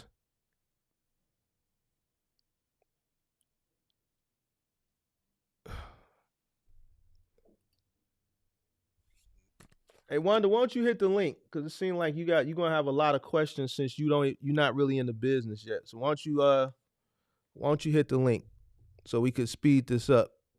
Because it's a delay when you type in the chat. I'll answer this question, but why don't you hit this link right here so that way you can come up and ask whatever questions that you have. We were thinking of renting a box truck. It was way less. Wait, hold on. We were thinking of renting a box truck because it was less risky since we are just jumping into the business. What's your take on that? That depends. I would need to know more information from you in order to answer that question. I would need to ask you some questions. Where you live, what lane are you planning on going in, how much working capital do you have? So it's like a bunch of questions I would have to ask you. So to speed that up, it's probably best that you hit the link and I'll give you a free coaching session before I get out of here. But I'm not going to give you a free coaching session in the chat. You got to hit the link. Felcy Jones says, I have a felony. Who can I sign up with? Well, here's the answer I'm going to give you, and I'm not being a jerk. Whoever is felony friendly. So I got to see who's felony friendly because a lot of companies that were felony friendly are no longer felony friendly because a lot of people messed a lot of stuff up for people during the pandemic. How you doing? Hi, how are you? Can you hear me? I'm good. Yeah, we can hear you. Okay, so every time I go onto the website to apply for the deal the DLC the authority, I get nervous because I was reading where it say if you mess up anything on the application, it's $300 in my state. I'm in Texas. If you mess up anything on the application, they don't provide any refunds or anything like that. I've already started the first steps of applying for my LLC. I got my EIN, I got my DUNS, everything, all of that. So I'm just, getting nervous about that part. But the question that I had put in the chat was, what is your take on the renting the box truck as opposed to purchasing it? Let me ask you a question. You got a business plan? Yes, we were trying to go into contracts. I know somebody that has been doing contracts with cons. So we were thinking Mm-hmm. about doing that, but I mean basically that's our plan to try to get a contract. A contract with who? Well, cons is one of them that I know somebody who had gotten Cons. them and she provided me with their. That's an electrical, Oh, no, cons is electronic a spot. like a furniture, yeah, a Yeah, furniture furniture. company like Yeah, appliances. Yeah. we don't have them up here, but yeah, I know what you're talking Oh, about. okay. Okay, so you want to do appliance delivery, but do you have a business plan? So what can you go ahead and go into detail about that? What you mean as far as what? A business plan. You starting a business, right? Right. You gotta have a business plan. Have you done your market analysis, your competitive analysis? What market, what state do you live in? What's the Texas, competition look? What city in Texas? Houston. So you're in Houston, Texas. Now you asking me about rental or buying, Right. and I'm asking you about, do you have a business plan? Because now this is Well, what's going to no. determine. This is what's going to determine. Mhm. All right. So you in a populated market, and you want to do final mile delivery. Who's going to do the work? We're gonna hire people. So you're My not going to husband be on the will. truck. I'm not. I won't be on the truck. My husband will, and then we're gonna hire people. He's going to be on the truck, and then you're going to hire one more person. Right. So he'll be the driver, and then we're gonna hire a helper. All right. For the Has first truck. your husband ever done moving or heavy furniture appliance lifting before? He has a CDL. He has a CDL 8. But Okay. he's been like a helper and stuff like that before. But the person who I was speaking with, she stated that Cons will provide like the training and everything as far as that. But we plan on hiring people who have the experience with the white glove experience and everything. Okay. All right. So I'm gonna answer your question. I think you need a lot of, you don't take this the wrong way. I don't know how long you've been watching my channel, but we straightforward over here. I think I you need to do a appreciate it. lot more research. Okay. I think you need to be and more research on what being a box truck business owner and final mile as far as the reality of it. I think what you're thinking is not reality. And I could sit here and tell you why, but I think that may take up too much time. So what I'm going to tell you is this. You need to do a business plan. You need to, if you're going to rent a truck, that's fine. Since your husband is going to be on the truck, you can rent the truck. Since you're going to stay local, as long as you get a fair rate for it, I wouldn't rent anything that's over $750 a week. I wouldn't rent anything that's over 15, maybe 16 cents a mile on the high end. For me, now what you said as far as people that do white glove, somebody that does white glove, they're doing white glove. You see what I'm saying?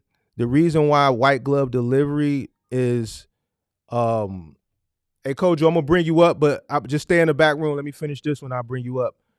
The reason why so many people, So out of everything you can do with a box truck, moving and white glove final mile delivery is the two most least desired things. And here's why. Because they're most labor intensive. And it's a reason why these companies are always looking for people. All right. So what I'm saying is, in today's times, to find a team of people to come work for you on your truck 6-7 days a week, doing heavy lifting, 15 stops a day, plus installs, is going to be more difficult than anything else you do. If I sat and held your hand and walked you through the whole process of setting up your business, because that's how my money was made in moving and final mile. The hardest thing is going to be finding people and keeping them. For this, finding people for anything now is hard. It's for hard. But for this, it's extremely hard. It's extremely hard. And that makes sense. That makes sense. I know people don't want to work these days, so I definitely get that. You know, and it's labor intensive. 2, claims. It's the most claim-driven business. You could work all week for a $4,000 settlement, and the first job they do on Monday could cost you $5,000.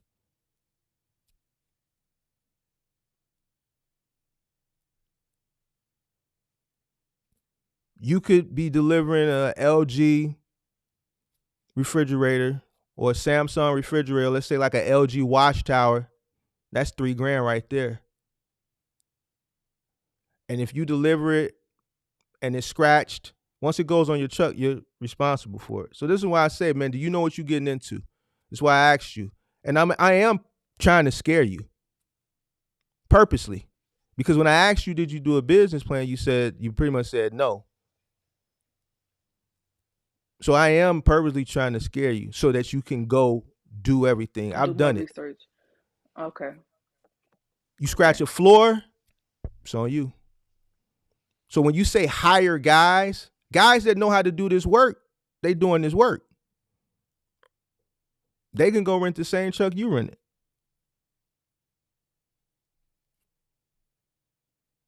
To get guys to do this work is going to cost a lot of money. So if you're renting a truck, let's say you got a route that's paying $750 a day final mile, what would you think, since you guys are going into this business, what would you pay your driver and your helper? So say your husband's now in the truck, what would you pay your driver and the helper? Okay, so this is what, just based on my research, right, in the market. So I would say the driver is about maybe $180 a day, 160 to 180, and the helper about 125. No. Ma'am, you live in Texas, Houston, the 4th largest city in the country. You think a guy is going to come do 15 refrigerators, stoves, washer and dryer going up and down stairs in Texas heat on an August day for $125? You got guys out here driving Uber making $400 a day. You got guys out here doing DoorDash making $300 a day. 125? No, ma'am. You're not gonna be able to find anybody to do that for 125 in 2024. Okay. All right. Well, I'll definitely do the more person research. the person that accept. No, I'm not even gonna say that. You 125. Even the driver 180. If the driver's not making it, the bare minimum 200. But for a driver to come, because you gotta understand, the driver's not gonna get a break.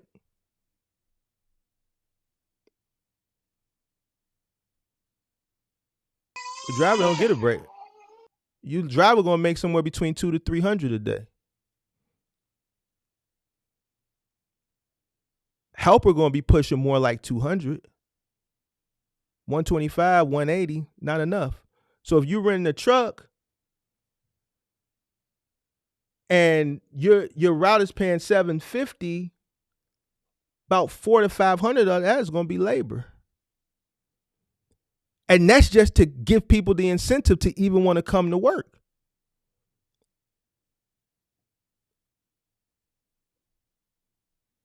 And this is just No, me thank you just for that. I being appreciate that. So you said that you started off in that area, in that specific area, and that's basically been your experience in the state that you were located in. the hardest stuff that I'm in Chicago, so I'm in a bigger market than you. I scaled up to 15 trucks doing moving and final mile delivery in a different time period. I retired last year. But over the last 3 years, it was difficult to keep people. Times have changed. People don't want to work, and this is very labor intensive. You have to pay people. The wages that they pay for final mile delivery were the same rates that I was getting 10 years ago. But the cost of living has went up. Plus, there was no gig work.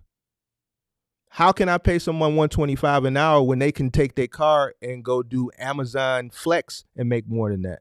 They can go do this guy that was called in right before you, he said he just did a 3-hour block for $160, delivering groceries and packages.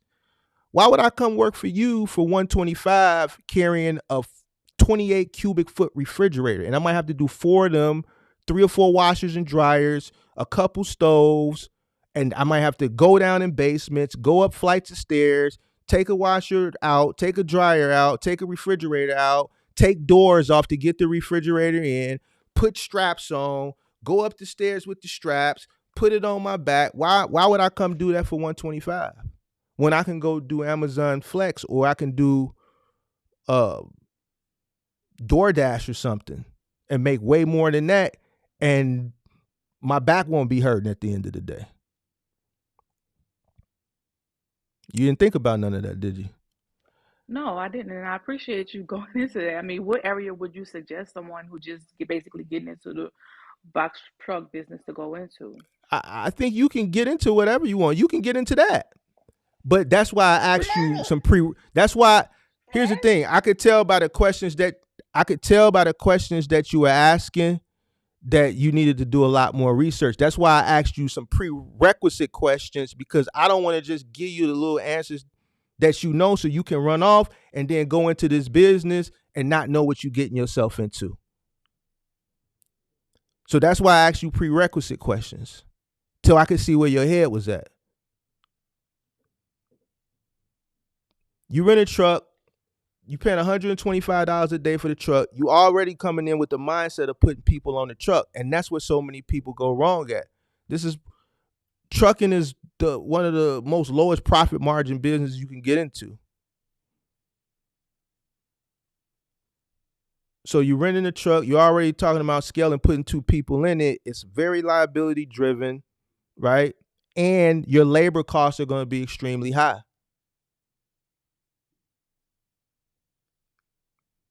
You're going to have to pay people to come go through that agony. It pays a lot of money, but you're only going to make your money at scale. And when I say agony, it's agony. It's going to be 14-hour days. Because the first stop may be a ranch house, but the second house is somebody who lives in a condo whose eyes were just deceiving them, and they thought a 28 cubic foot refrigerator would be able to go up the back stairs or the front stairs, but it can't. So now they got to take off the front door. They got to take off the door to the apartment. They got to take off the doors to the refrigerator. They got to strap the thing, go up the flights of stairs. They get up to the second landing, they can't make the turn. Now they got to take the banister off.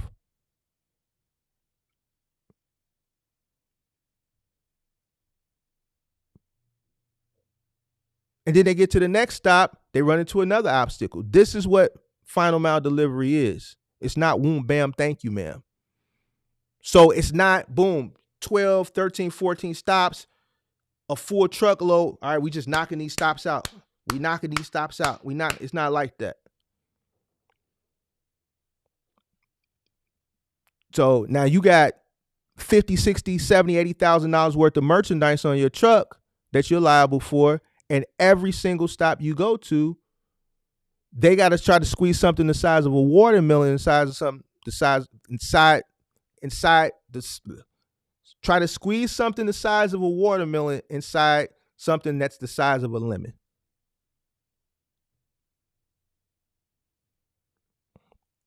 I got subs right now that got claims that run from them. I got a sub right now, I got a $20-some thousand claim. I got another one that got a $5,000 claim, and they all for floors.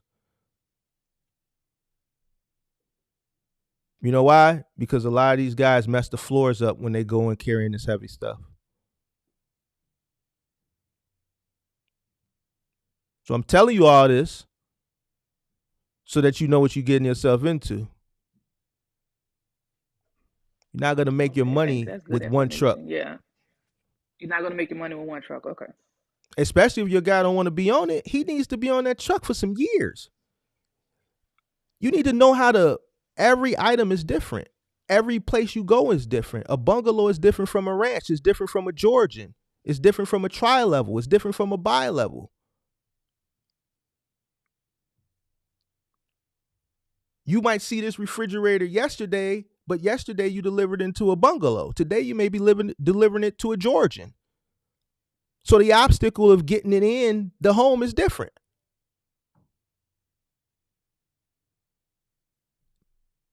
Every house may not be a ranch with the sliding patio door.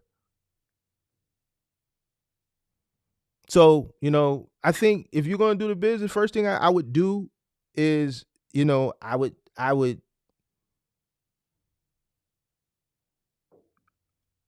create a business plan. I think you need to do a business plan so that you're forced to do the research that is required for you to do to understand what you're looking to invest into. You have to understand what you're investing in. And then from there, maybe that'll help you determine if maybe final mile is what you're looking for. You may want to come in and say, you know what, maybe you should go over the road. It's a lot more driving, but it's a lot less liability as far as, dealing with, multiple stops of, high-end, appliances, and then you're actually going into people's homes. So it's like a double-edged sword. You got 15 stops. That's 15 chances every single day of something to break as far as the appliances, or you to scratch a floor and nick a wall. You see what I'm saying? Right. Where right. you may say, well, appliances and their home. Yeah. It's the whatever you have on the truck and the home. Because once you put it on the truck at the warehouse, it's on you. Right. It's on you. It shit rolls downhill. So whatever claims happen, that's just like if you go to a customer's house and they inspect it and they refuse it, and because it's a scratch on it, you can't say, well, it was like this when we picked it up. They was like, well, when you inspected it, you should have put it on your truck.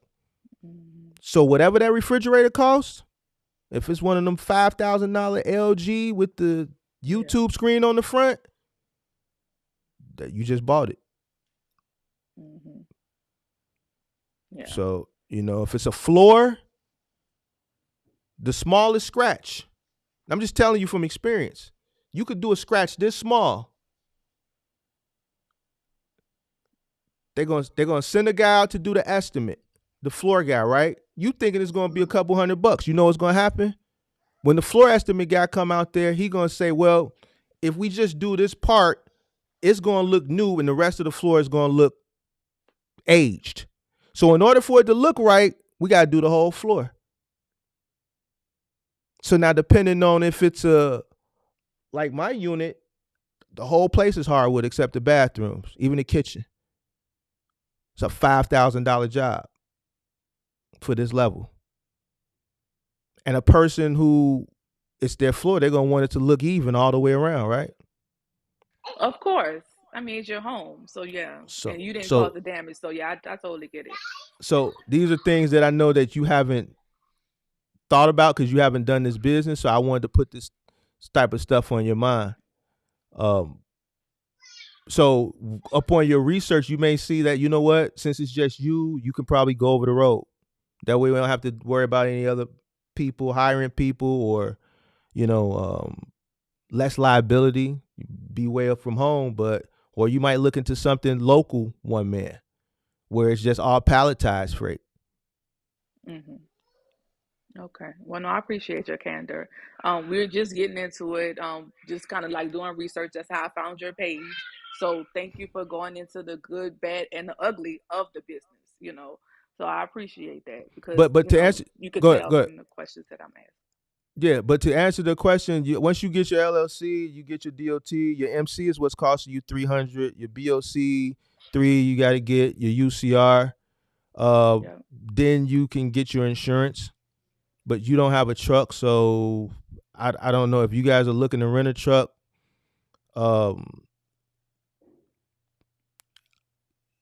It may be tough depending on what rate you're looking to get. Obviously, if you're looking to go OTR, which you guys are not, then I would probably advise against it depending on what type of rates you get. But if you're looking to do final mile, you can make money in final mile, no problem. But on the back end, being a novice is the liability that's at stake. So Okay.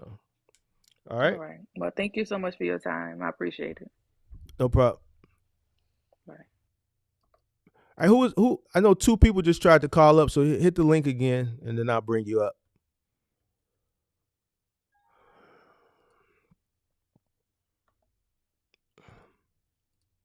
Yo, Mark, you can hear me? what up? Yes, sir. Okay. I just want to kind of, yeah, can you hear me? Mark, can you hear me? You gotta turn your YouTube off. Hey, Devin, I'm gonna bring you up. Just chill in the back room, where you can call back when Tommy come off. You gotta turn your YouTube down. Yeah, I just turned it off. All right, bet. What's the deal? Okay. So first and foremost, before I even get to my spill, I just want to thank you for all your knowledge, all the information that you share with everybody.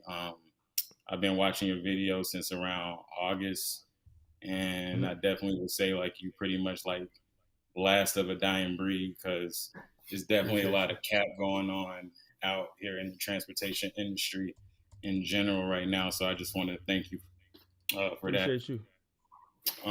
So I'm gonna go ahead and just get to my short little spill. So I ended up getting a van in May, and when I got the van in May, I started off doing like a lot of VHO.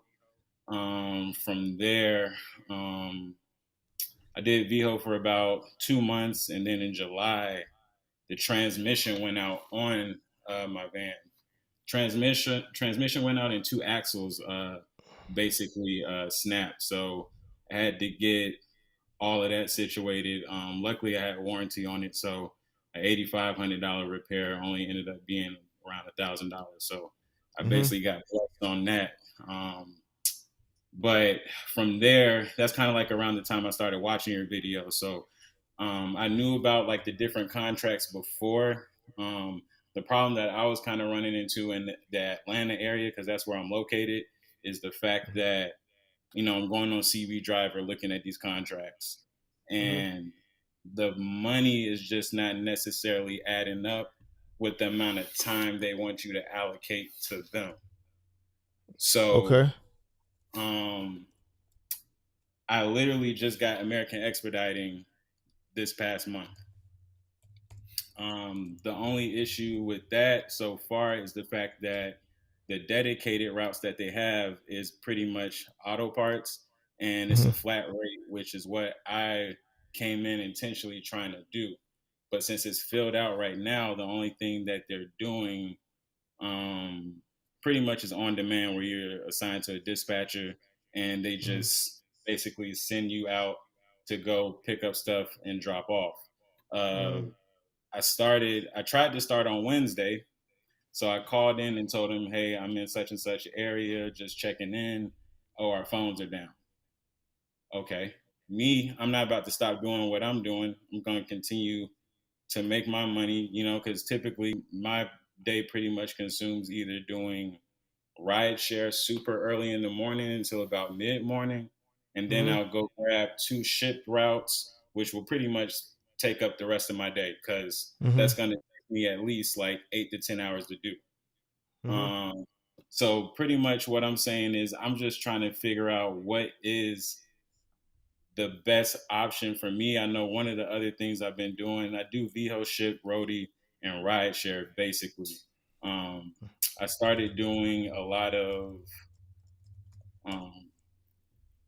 event send parties and stuff like that. I went to high school with someone who his people own like an event space. So, Uh huh. but they know multiple people in Atlanta that do the same thing.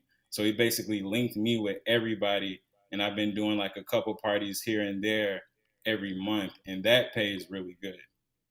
Mm-hmm. So, you know, just trying to like diversify everything, just trying to figure out like I feel like depending on what market that you're in when it comes to a cargo van, it can Mm-hmm. definitely feel like pulling teeth. So in my eyes, I know like in Atlanta, for me, I'm just kind of like, it's not really like the best thing to put all your eggs in one basket. Like you have to learn how to, I might have to do a small move today, or I might do an event party today, or I might do a route this day. But just trying to figure out like what's the best thing for me to do, because I don't want to necessarily keep doing ride share and keep having to rely on apps for me How to be able to how make how how much money do you need to make a day? 300. That's it. You need to get a dedicated route for your van. Simple. Right. That's right. That's what I'm saying. So like, and it's funny because when I went to orientation for American Expediting, it was another guy in there that had a van. After we got out the meeting, me and him, just exchanging words, and he was like, "I'm telling you, like the dedicated route's not gonna make as much money as the on demand." And See, here's the thing, though. Not to cut you off. The dedicated is you there. You there? Think you froze up. yeah, I hear you. All right. So look, the dedicated is dedicated. That's going to be there for you when the on demand not. exactly. So you have to think like a business person. Right, For show paper is better than no paper. And on demand is on demand, meaning whenever demand is there, then I'm on top of it. You take what I'm saying? But that yeah, ain't yeah, for show paper. For show paper is better than no paper. right, Because if it ain't no demand, then there's no paper. I'd right, rather take that for short paper any day right, than some I don't know paper.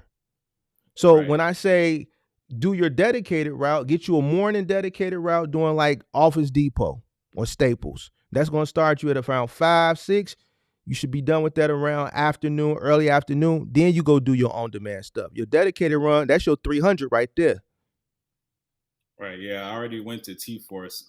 They got me on the waiting list, but I am gonna go back up there on Monday because I went there like in November, and they put me Mm-hmm. on the waiting list, and they told me about like the Home Depot contract and the Staples contract, and they broke everything down to me, Right, but they just right. didn't have any slots available at the time. So my plan was to go back up there on Monday and see if they have any type of open availability for that, because that was really the main one that I wanted to get was T Force, because I heard a lot of good things about it.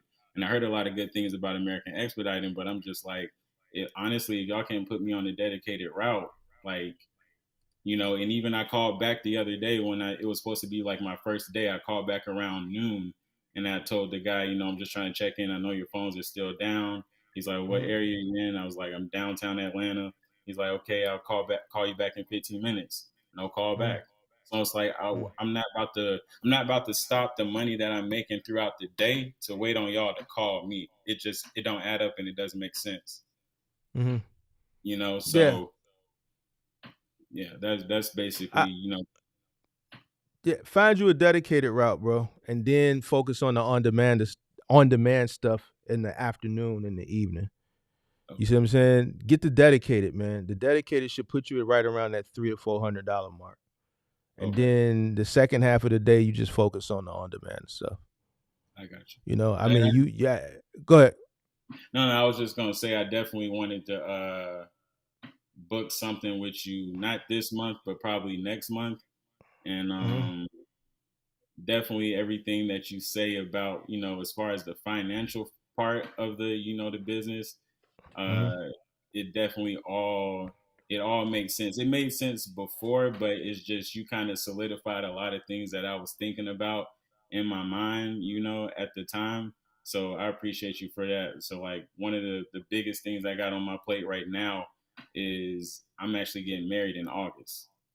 Okay. So I'm dealing with like, trying to start this, then dealing with wedding expense, which that's a whole nother conversation. And just trying to find that balance. But at the same time, I'm like, I run 7 days a week, 14, 15 hours a day. You know, I don't mind because that's what I have to do.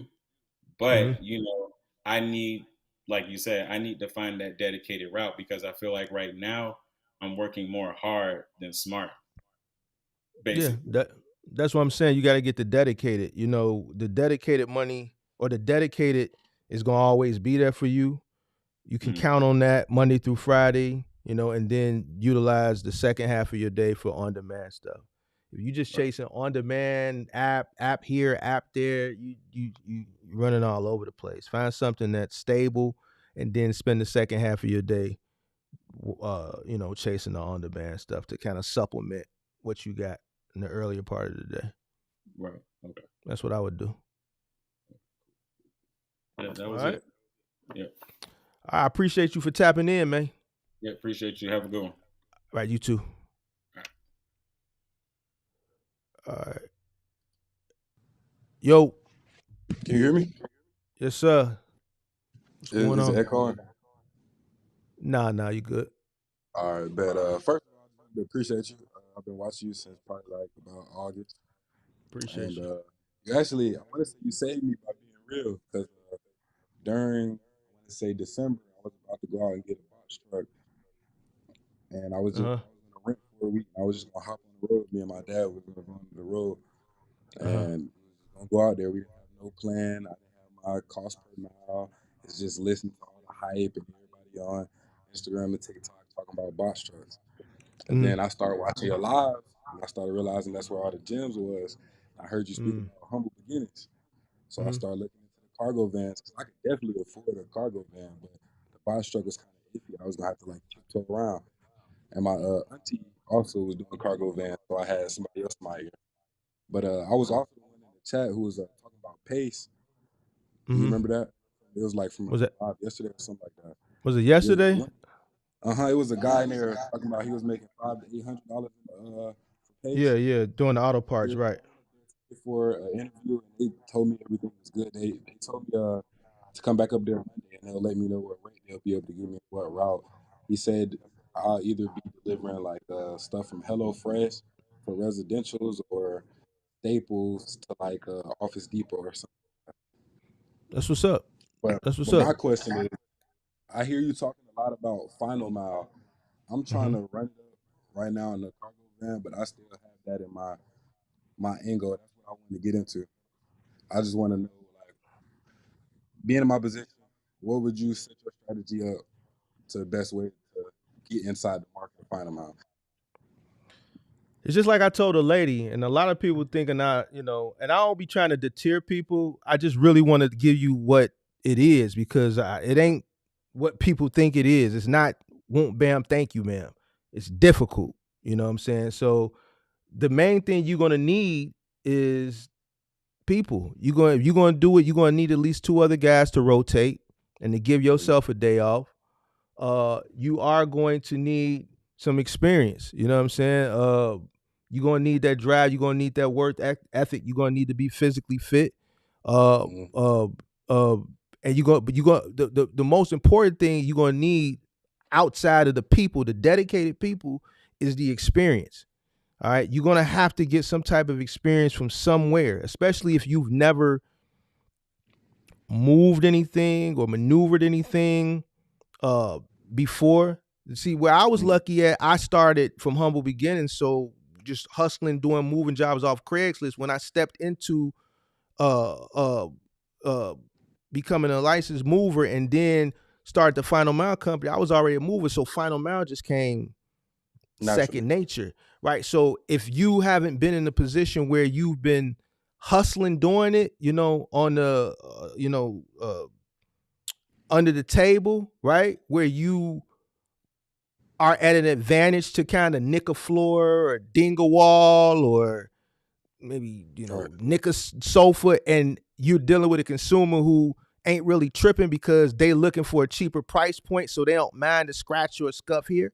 You see what I'm saying? Then that makes all the difference in the world because that's where you're gonna get your experience from. Because once you go in there and you sign that contract, and you come in there with your truck, listen, the first day, the first item you put on that truck, it's your responsibility. And two, when they have all your shit lined up at that dock and you going and looking at it, if you skip a scratch or something, you put it in your truck, boom, it's on you. Everything is on you.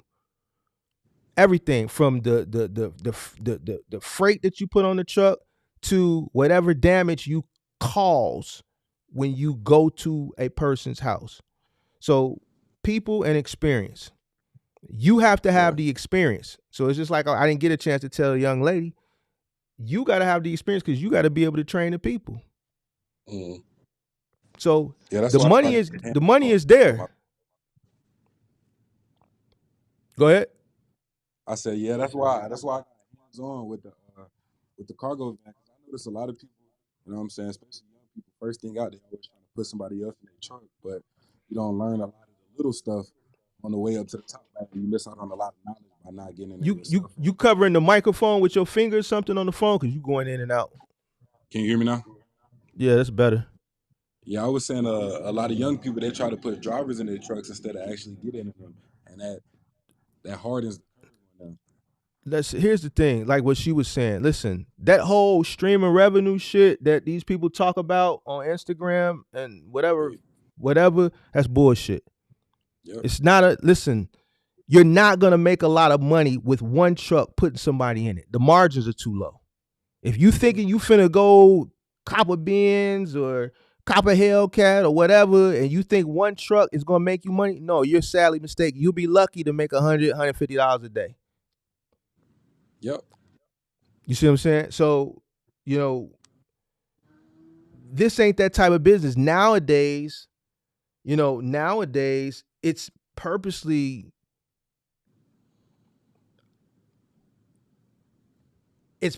set up nowadays. I can't even say it's purposely set up because it used to be like that. It's just the rates haven't scaled with the cost of living and the cost of everything else. So because the rates are similar to what they've been prior to the pandemic and everything else around the business has went up from insurance to rentals to trucks to, labor, which is the main thing, right? You're not paying no guy $15 an hour no more. No. You have to pay people to work. So now if we were 10 years removed, then yeah, you could put a person in a truck now and still make a decent, you ain't gonna get rich, but you make about $250, 300 a day. But to put somebody in the truck now and you not be in it, no, because you gotta pay somebody. Ain't nobody finna do this type of work for cribbles and bits. So yeah, you gotta get out there and you gotta do the work. You make your money at scale. But you have to create that first truck gotta be successful in order to duplicate. And able to duplicate it for that second truck. You gotta make that first truck successful. And the only way you're gonna be able to do that is get out there yourself and do it. So, but you got a cargo van, you said, right? Yes, sir. Yeah. So, I mean, you can't do final mile with a cargo van. Yeah, no, that's what, like I was saying, I planned on getting in with the 26 box truck at first, but I took your route, went with the humble beginnings. So what are you doing right? What are you doing right now with the cargo van? I know you said you went up to Pace, but what is it actually doing right now? Before then, nothing. I don't have it. I'm renting. Oh, you renting a van? So you don't have one right now. You turned it in. Nah. Yep. Okay. So when Pace call you, you gonna buy a van or you gonna go rent one again? When Pace calls me, I'm gonna go rent one again. I want to get a certain amount of capital before cash flow before I go out and buy a van. How much is the van rental? That's what I was gonna ask you. So Enterprise wants 600 a week, but they give you 5,000 free miles. And what's the other one? Penske wants wait. Enterprise wants 600 a week. Mm-hmm. What kind of cargo van? Ford Transit high roof. And they give you 5,000 free miles. Mm-hmm. And Penske wants what? 450. no free miles, and 24 cents a mile. And the route is local, is 90 to 200 round trip. How many days? 6 days a week.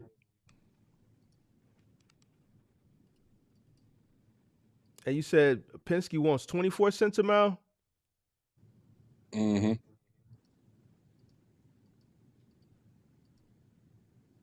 And they want $450 a week? Yep. Enterprise wants that 600, and they want that 5,000 miles.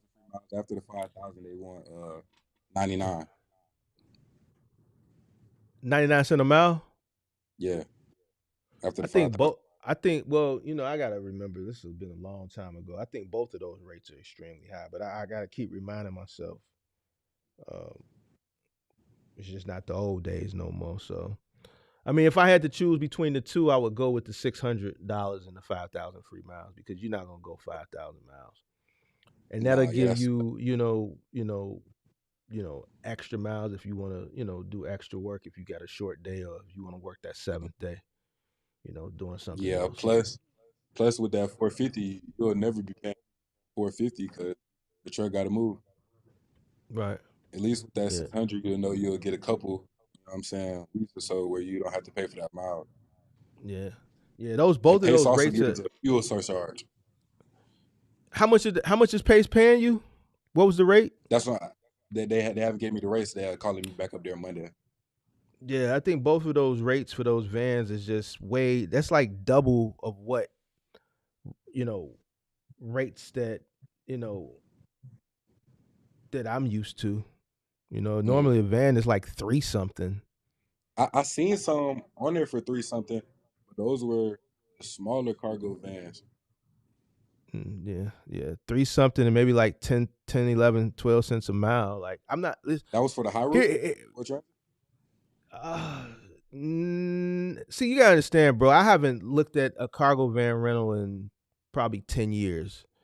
Right. So, I'm sorry, but I would still think you talking about 600 a week. I know people that are renting 26-foot box trucks for $650 a week right now. So, I guarantee you can rent a 16-foot box truck cheaper than you can rent a cargo van for because Penske calls They me allow every me to week. run 16-foot box trucks. And ask them for the 16-foot box truck. They pay more. Right, but see, ask them for the 16-foot box truck, and I guarantee you the rate is cheaper than the cargo van. Okay. Because Pace pays more for the box truck, and they goes up to 16. They take 14 to 16. You said, say it again? I said Pace pays more for box trucks, and they take 14 to 16 footers. So that will also work. I was thinking that 14 to 16 footer would be more than the cargo van. Nah, if the 16-footer cheaper, get the 16-footer. Right. Because when I was trying to rent the 26-footer through Ryder, they wanted $1,800 a week, and then they was going to give me whatever miles I didn't use back. I was like, no, that's crazy. Don't do nothing with Ryder. Just act like Ryder don't exist. Don't buy a truck from Ryder. Don't lease a truck from Ryder. Don't rent a truck from Ryder. Just don't even think of Ryder. Don't even exist on this channel. Okay. Ryder is gonna always be the most expensive. Whenever it comes to equipment, they're gonna always be the most expensive. But shout out to Ryder though, But they're gonna always be the most expensive. What I would do if I were you, I'd go into Penske and I'd go in Enterprise and I'd introduce myself and I'd try to set up an account with an account manager. Penske, I would try to sign a 2-month agreement. And I would try to negotiate my rate. I would negotiate down. Same thing with Enterprise. You can negotiate slow right now. They got more trucks than. Listen, you don't have to accept what they're offering. You can negotiate. Right. But I'm guaranteeing you can get a 16-footer probably cheaper. They're probably the times that we are in now. They're probably the demand for the cargo van is higher than the 16-foot box truck. but the Yeah, it's a 16-foot lot of box truck could do what the cargo van can do, right? You have more capacity, and then you can, on Sundays, if you want to do the little side moving things, now you can move up to a 1-bedroom comfortably, a small 2-bedroom comfortably, right? And you have the equipment for it. So I would look at the right. 16-footer. Tell them to give you the rates for the 16-footer and give you the rates for the cargo van. Do a compare and contrast. And if the 16-footer, if you can negotiate a better rate for the 16-footer, which I'm 98% you should be able to because of the demand for the cargo van, which is why I'm thinking those rates are where they're at, I would take the 16-footer. Okay. So. I just have one last question. Yeah. Coming into 2024, I know you said April is a good time, but what are just like some things I should look at this year, like as this being my first year coming into it? I just need to keep my head away. That just happens as the months, what I'm saying, go through. Your phone, you was the phone, like, it's like It you was was in and out. choppy again. Yeah. I said, what's like in 2024? What's some tips I could use, like through the months, through peak season, to what I'm saying, while I'm still on par. First, come up with a plan, man. That's the thing. Don't nobody got plans no more. Everybody just kind of all over the place, trying to Right. figure out what's paying the best and doing the least amount of work. You gotta come up with a plan, figure out what you want to do. First of all, if you want to do cargo van, you want to do dedicated, I would say get you an office supply contract and then moonlight the rest of the day on the gig apps. If you want to do final mile, I would say instead of going straight into appliances and furniture, I would start with a 16-foot box truck, and I would start with something small with like AIT doing like Bye Bye Baby, a crate and barrel. It's gonna pay less, but it's gonna give you some type of experience. You're not gonna. It's not like trying to maneuver a stackable washer and dryer or 28 cubic foot refrigerator, but it's still something. I would try to start there, or with AIT and tell them, man, give you Dick's Sporting Goods. Now this way, you condition your body, you lift the heavy stuff, and you having to maneuver it, right? But you're not maneuvering something that is as big and bulky. It's heavy, but it's more narrow. So I would start with that. I mean, if you do want to go into the 26-foot box truck, I would start with something like IKEA. I wouldn't go straight into appliances, man. I just wouldn't. And I think. you know how you were saying that like you needed people for the final mile, and you were Mm-hmm. saying that like experience is important. So Mm-hmm. when I was working, what I'm saying, factory jobs or whatever, it was a lot of young people that I had graduated high school with that, what I'm saying, they still in that grind. And the job was like we working 12 hours, 6 days a week. And Mm-hmm. that's the community I was like going after when I was thinking about final mile. Since they don't have technically experience in white gloves, should I scratch that and look for experience, or is it a way I could, what I'm saying, guide them in my pathway so we could connect? You know what I'm saying? Say your phone going in and out. Say that one more time. What part didn't you hear? The whole thing? Yeah, it's like your finger covering the microphone. It's like you loud, then you soft, loud, then soft. How did it sound? All right, that's better. Or I was saying like when I was working in the factory job, there's a lot of people like around my age that I had graduated with. And you know what I'm saying? I moved out, but you know what I'm saying? They still working in 12-hour shifts, 6 days a week. And that's why this community I was thinking about going after for the final mile, but they don't have like white glove experience. Should I scratch that? Or is it a way that I could like feed them the experience so we could come together for, you know what I'm saying? Or how does that work? I think the best way to get white glove experience is to do moving jobs, like gig-based moving jobs off of Thumbtack, TaskRabbit, stuff like that. Because that way you're gonna come across different type of furniture items, different type of appliances, and in different settings, and you're gonna have to learn how to maneuver this stuff in different environments, in different settings, because no two uh, uh, settings are gonna be the same. You're gonna come across different obstacles. I, for a person who has done it for years and years and years, if you don't have the experience, it's you're going to damage something the first week. Right. You're going to damage something. You're going to do one of three things, or you're going to do all three of them. You're either going to damage something, you're going to tear somebody's house up, or somebody going to get injured. So, it's imperative that you find people that know what they're doing. That's imperative.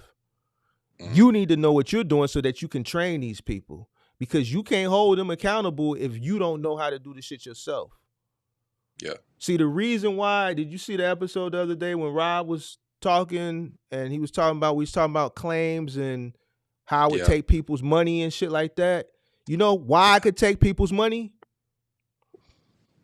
Because if I didn't train them, they were trained by people that I was trained by that trained them.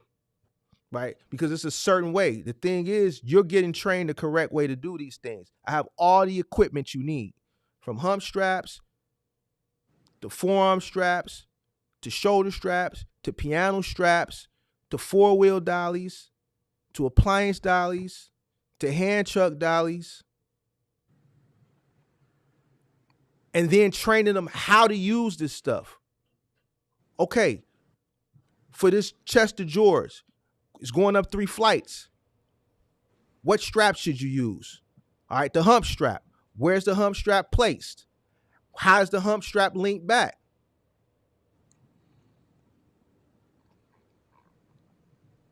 Carrying this refrigerator, what strap should we use?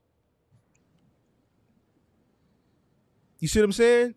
So it's not just carrying the stuff. You got to know what equipment to use. There's a lot of things that go behind it. And how to use it. All right, boom. We got to the stair now. So now you got to stop, put it down. You got to squat back down and readjust the straps. Why? Because now you're going up the stairs. So that refrigerator finna go on an angle. It's going to be dangling. You got to readjust the straps. So, you need to know how to do all that stuff in order to be able to train people how to do that stuff. So my last thing. So my parents, they're a little bit older. They retired. They both retired military. But my father, he also got his CDL in '88 or something like that. Never lost it or anything. Don't got no records. They trying to cut down on some debt, and they like been real supportive in all my business aspires and everything. So they like trying to work for me. What would be the best route? I was thinking a government contract because my mom. Wait. You said your parents trying to work for you? Work for you doing what? Running the box truck. How they gonna run the box truck? Driving. Wait, how old are you? Go over the road. They want to go over the road. How old are you? 19. I'm 19. How old are your parents? My dad, 55. My mom, 53. They want to drive over the road for you? Yeah. In a box truck? Yeah. There's no sleeper in there. You said your mom and your dad, right? They want to drive over the road together, right? Not at the same time. Not at the same time. Okay. More so my dad than my mom. But yeah. And they want to do the good old government contracting because the good old people on Instagram told them that's how they can make $1 million, huh? No, my auntie, she actually started government contracting, and the person that got her right with the government contractor, her mentor, she said since she was a Black woman and retired military that she gets a higher, well, not a higher bid, but they process her bid faster because she's a part of the minorities, and my mom is within those same brackets, so it's like we would have a higher hand. Do you have an MBE? No. Well, then how you gonna get processed? That's just what I was saying. Like I was asking you, would you think that was a good idea? I mean, in order to go the minority thing, you got to have a minority business enterprise. You got to go through the process and apply for that and get that. Okay, I didn't know that. I thought you could have a normal LLC. No, if you're looking to get I'm just going off base of what you said. You said your mom knows a friend, and because she's a minority, that's a certification. MBE, And that's how a do you go about getting certification. You gotta apply.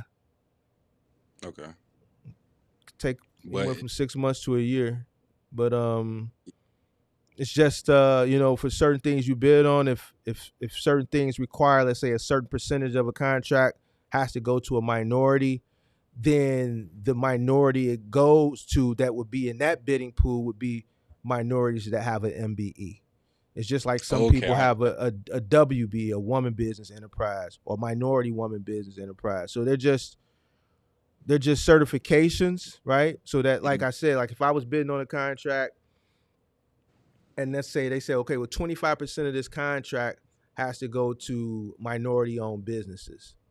That just puts you in a smaller a smaller competition pool. pool to get the contract. So now you're only competing against other minorities, and more times than not, it may not even be anybody else that's a minority going out for it. But that's So it, changing. That's changing because there's so many influencers, online right now promoting it, and like every week I'm getting people in the chat or DMing me about this stuff, and most of the people that are going out and applying for these government contracts and getting certified to bid on them, they're not looking to do the work. They're not doing the work. They're just trying to make some money subcontract on it out. subcontract out. But Yeah. it's what it's doing is it's saturating the market. Mm, It's saturating the market. So okay. I'm not saying that it's Well, not obtainable, but you gotta have the MBE and be able to be to bid on the minority. If certain percentage of the contract has to get allotted to a minority, you gotta have that MBE. okay. That's all I got for you right now. That's it. Yes, sir. So good luck, man, on that.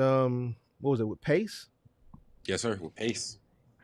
Yeah, good luck on that, man. And if you get that contract and you running it with a van, man, make sure you look into, if you like the contract and think you're gonna keep it, then you might want to look into, maybe acquiring a van to kind of cut your overhead down some. All right. Appreciate you, Mark. All right, man. You safe out there. You too. Yeah, he said he was 19. I didn't think he was 19. Kind of young, but getting started early. That's good. All right, so I'll take one more, then I'm out of here. Who's next? Who's next? Who's next? Hey, salesman, why don't you come up? You ain't never came up before. Why don't you come up, salesman? Let's see. Not seeing anything less than 36 high roof extended 2019 or older. Yeah, vans are extremely high now because they are very sought after. Everybody wants a van now.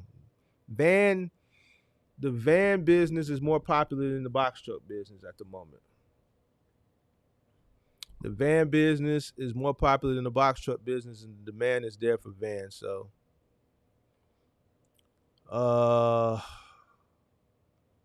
let me see. I see Axel done joined the chat.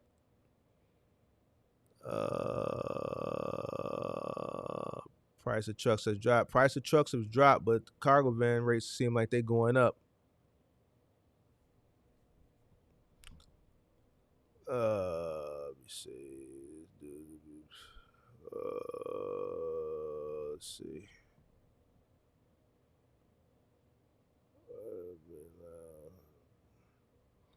Let me see. Any more questions? Anybody else coming up? I've been to the business for at least 2 years, in my opinion. Yeah, and everybody got to get out of that. All the people who got their New Year's resolutions to come into the business and thinking they're gonna put somebody in the truck, you might want to do a little bit more research. This ain't an industry with one truck that you're gonna make money putting somebody in it. It's a bunch of people in the chat that's owner operators that's in their truck that will tell you that if they pull themselves out of the truck and had to pay someone, there would be no money left over for them to pay themselves. So I gotta stop listening to these people on Instagram, man. Uh,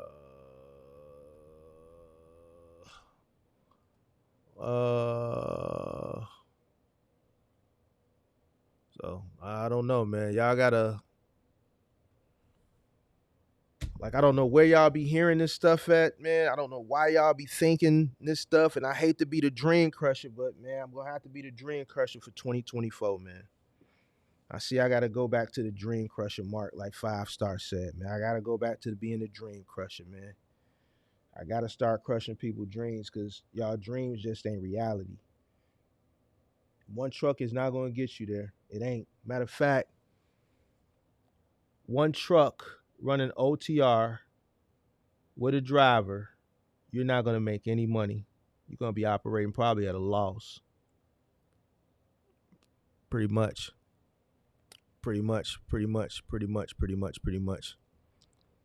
If your back ain't against the wall, you're not gonna make it. I don't think people have a full understanding of what this business entails. I think a lot of people that are looking to come into the space now, when they're researching, they're finding old content. They're finding content from 2021, and that's what they're running with, you know. And a lot of people just ain't doing their research. So, we gonna have anybody else come up? Mark, what 3PL has IKEA? NAL. This company right here.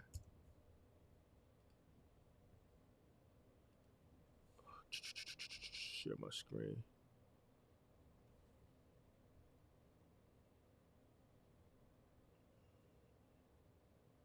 NAL Group has IKEA.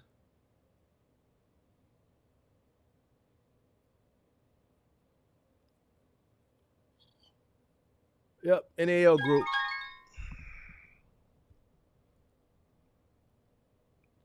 Whoever that was just called up. You hung up before I could answer. Try again.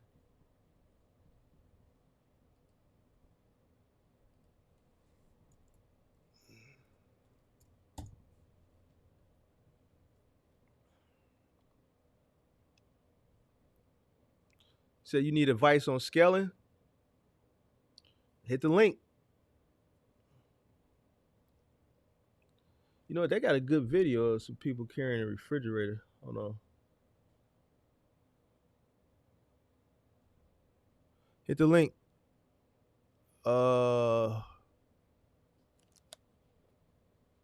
New owner operator with one box truck has one option, TQL. Mark has 3PL as a key contract. Well, else can be 2 depending on your back against the wall. Whoever that was that hit the link, you gotta hit it back because it hung up, or maybe I hit the button by mistake.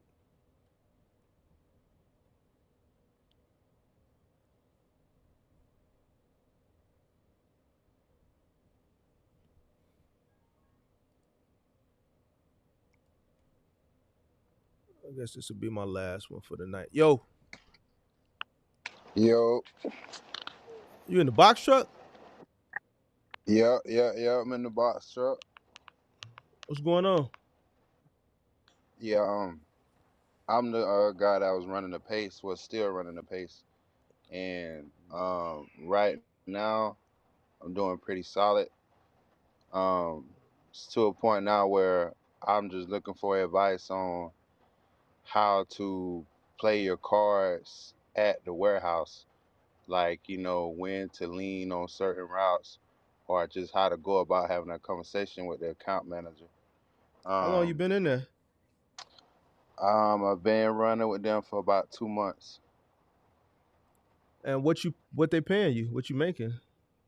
So I got a night route, and that's 5 days a week. It's about 5 stops, total of about 55 packages. That's paying $500 a day for about 195 miles round trip. So That's that pans out to be 2,500, and then 3 days out the week, once I get back off the night route, they load me up, and then I take another route that pays like 365. So I'm averaging about $700 a day Mm-hmm.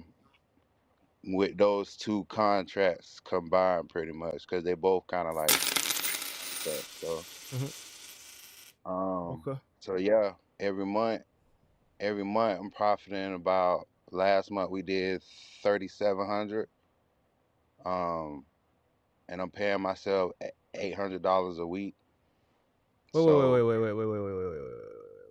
You said you making 500 a day. That's 2,500 a week. That's 10,000 a month. So what do you mean 3,700? You so said you profited, you netted 37, or you grossed 37? no, I profit 3,700 for the month. Is that Because that after you paid yourself or before you paid yourself? after I pay myself. So that's cash flow, is what you're saying. Yeah, yeah. So that's what I mean about scaling. Like, as long as I keep the night route, which is delivering batteries and oil at night, and then I have a day route with Ulta Beauty. Um, Okay. so I'm averaging about $700 a week, driving 5 days a week. So it's 3,500 a week. And the way my costs broken down, that last week of the month is Mm-hmm. usually all after I pay myself, after I pay my insurance, after I pay everything, Mm-hmm. fuel, everything, profiting 3,500. So I'm just trying to see, like, at what point should I go for another truck, because I was thinking, like, wait till I get like 15,000. I got about 8 in the business account now, saved up. Mm-hmm. I think I want to wait till I get to 15, just in case something go wrong with the first truck I got, or if I don't know, if anything bad happen, I don't want to be, you know, in a stressed out situation. But then again, it's like, I don't know if I should go ahead and go for it or not. You So so you netting 3,600 a month, right? yeah. All right. So why don't you do this? Well, let's get back to the first thing. You said you wanna try to get a better route in the logistics company you with. So what, you want to go to the day, or you want to stay at night? What are you looking to get? You want a better route what are you looking to get? I mean, to be real, I just want any route. It ain't. I mean, as But long you as got you got a route now. So that's what I'm trying to figure out. yeah. No, I'm You want saying, I basically, like, I I kind of want to wait until the account manager tells me he has another route guaranteed pay. Then once he tell me that, it's like, then I want to get another truck. So my question is, like, how do I go about leaning on the account manager to give me another route? I mean, I'll go in there and just ask him when you say anyway. another route for another truck, right? Yeah, yeah. I don't think you're ready for that yet. Okay, okay. I mean, if Yeah, you because I've telling been me doing what it you 2 months. telling me, just think about it. You talking about 15,000. Now, imagine if you keep at the same pace that you at now, netting 3,600, right? You're gonna have higher months, you may have a lower month. But let's say you keep at the same average. That's 43,000 for the year cash flow. Mhm. 43,000 cash flow to me sounds a little bit better wanting to scale up than 15,000. Okay. Because now Yeah. you got more money to play with to acquire a vehicle, and you have a nest egg for working capital. Hmm. 15,000. I mean, what you gonna do with that? Yeah. Yeah. I feel the same way. It's it's like I've taken enough risk to where I finally gotten to a point to where I'll be profitable, and I don't want to make another decision trying to get more that's gonna end up I think set me you back. I think you work the first truck. If you keep at the same rate you're going, you'll be able to cash flow damn near $45,000. Yeah. Yeah. So even if you came back next year around the same time, you know, with $45,000 in positive cash flow, and we had this conversation. Now we looking at, you know, 20,000 to a box truck, and you still got 20,000, 25,000 working capital Yeah, versus 15,000 getting a box truck, sourcing, you know, financing for it, uncertainty, still robbing Peter to pay Paul because you got 15,000 and you just spent it. Now you back to nothing with a second box truck. right. With a higher overhead and more risk. So Yeah, no, yeah, I would wait if because you did a testimonial and you got your stuff together after that testimonial. yeah, yeah. Then that's the main thing I wanted to really tell you, like, cause I remember that night you were saying that you don't really sponsor people, but you had said that when Kirk did his training, you was gonna, Mhm. pay for it, or whatever, and I just really appreciated that. But like Did probably you ever three do days it? right now, because like 3 days after that, Pace had called me and said I can come in for a meeting because my whole business model was I was gonna do state to state until I got something dedicated. But Kirk Mhm. just dropped the fire video about partials the last 2 days, and that's pretty much like that kind of changed my eyes with as far as grabbing loads when I'm going state to state. But I also realized too, like it's a lot you can learn from these third party logistics companies because just the way they route their truck, like they Mhm. basically doing the same thing. Like they're gonna maximize where they send you. So if the pay is good, like just know they probably making double. But you can just learn how they route their truck to the point where it's multiple stops, not too far from another, but it's like a lot of different stores.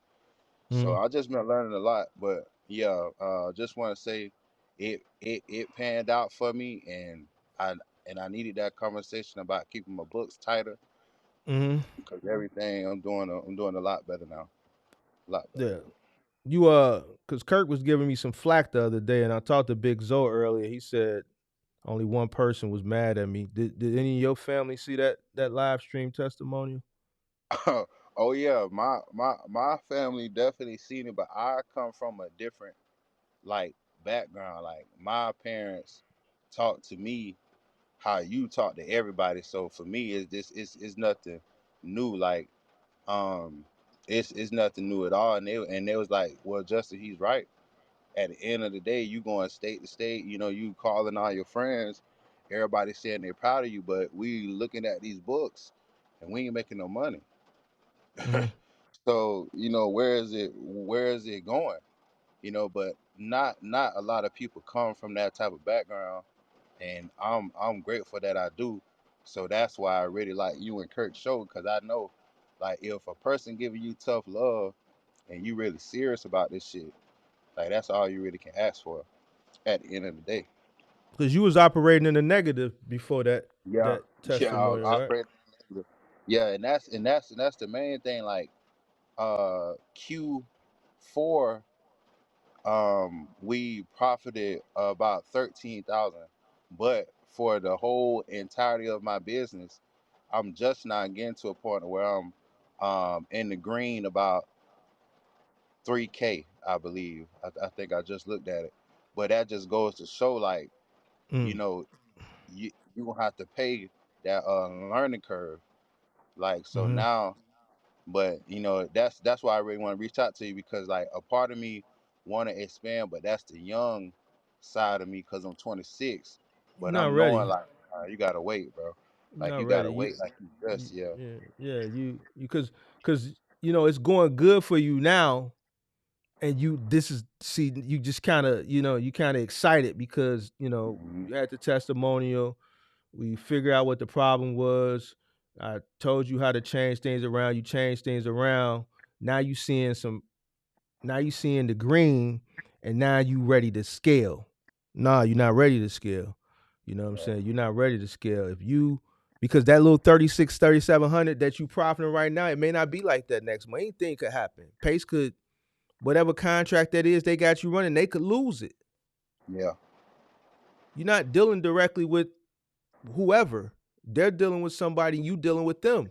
You may be doing a good job. They may be sucking. And it may not be you, but the mass majority of the people that's running that contract. One person can make it bad for everybody. Or they can Yeah. get outbid. So you don't want to jump the gun based on a few good months of positive traction. You want to keep Hmm. putting your money away uh uh for those rainy days, and you want to have a huge nest egg. A huge nest egg. So I wouldn't even think about this year. I don't care how good. I don't care if next month you make $10,000. Yeah. I Yeah. think this whole year you should focus on maximizing and growing your cash flow month by month. So if you netted 3,600 last month, I would try to net 4,000 this month. Then Hmm. next month I may try to go in $500 increments. All right. If you see yourself surpassing $500 increments, you went from 4,000 to 4,750. Then you know what? All right, April. Let me see if I can touch 5,500. You see what I'm saying? Make Yeah. make make like reasonable goals, and then work towards them. You see what I'm Okay. saying? And I would just do that for the whole year, and then at the end of the year, look and see where you at, and then come back to the drawing board, and then reassess if uh, scaling is an option. You know, because Okay. you can only drive one truck yourself. So once you get that second truck, then now it's your responsibility to keep the wheels rolling on that. You know, Right. Right. so Facts. Facts. so I don't And think that. you're ready for that type of responsibility yet. Yeah. Yeah. I agree. I agree, and that's why I really just wanted another perspective on it, especially from you. So yeah, I'm just gonna keep my head down and definitely keep grinding, Yeah, and I'm two gonna keep maybe doing two it. maybe two 3 years, man, before you like like why y'all want to scale so fast? And that's that's the thing, cause the money look good, and you get to playing with the numbers and saying if I double Nah, up, man. now I'm doing 7,000 a month, but just like you saying, it just doesn't make sense to take that risk if you don't have that nest egg, just in case something goes south and you're gonna be back to square one. fifteen So thousand ain't no money, man. It ain't. yeah, That 15,000, as soon as you go get the truck, is gone. yeah, and that's and some weird just occurred not too long ago because I have a crib that I rent out, and I probably profit. Well, no, I probably gross about 20,000 a year off that property, and but something had just happened with the air, so now I got to spend like 4K out of my own personal money to get the air fixed. And my mom was just telling me like, you young, but you got two kind of risky things going on, or two things that may need like a big like bill to pay them to get it fixed and back going. So she was like, at this point, you didn't took enough risk. You really need to just chill and just do the same thing you saying, because I got two assets to take care of at the end of the day. You 26, you said? Yeah. You still live at home? Yeah, so I live with my people, but and that's something else I wanted to speak on when I came up on the show. Like this contract is good and it's life changing, but I had to migrate to a town that's like a hour from home. So Wait. So that's you that's not why. so you not so what time this contract start tonight? Because I see you in your truck now. So this contract starts tonight at 2. You 2 you a.m. you have to, yeah, 2 in the morning. You have to leave the dock by 2, but I usually get there at 1 so I can load up, load my Mm-hmm. truck, scan everything, and all of that. And what time you usually done by? That day route, 5 days a week, I'm done at like 9 at the latest. At a.m. Right. So boom, and Yeah, then from there you go do Alta. yeah. Then 3 days a week I go do them, and that starts at 9, and I'm usually back at the warehouse by 2, 3. Okay. So So So basically, what I've been doing You on but those you straight long days, local though. How many miles are you running? the it's local. Like it's no more than like 195 miles for the night route, and then for the day route, it's like 165. You running a log? Huh? You running a log? You mean like A nah, log. You not running a nah, log? uh-uh. Should I be running a So log? Cause I was told if I was local that I wouldn't have to you have are you crossing PLD. state lines? Yeah, I'm crossing state lines, but like with you can go from Florida to Alabama, like they like right there.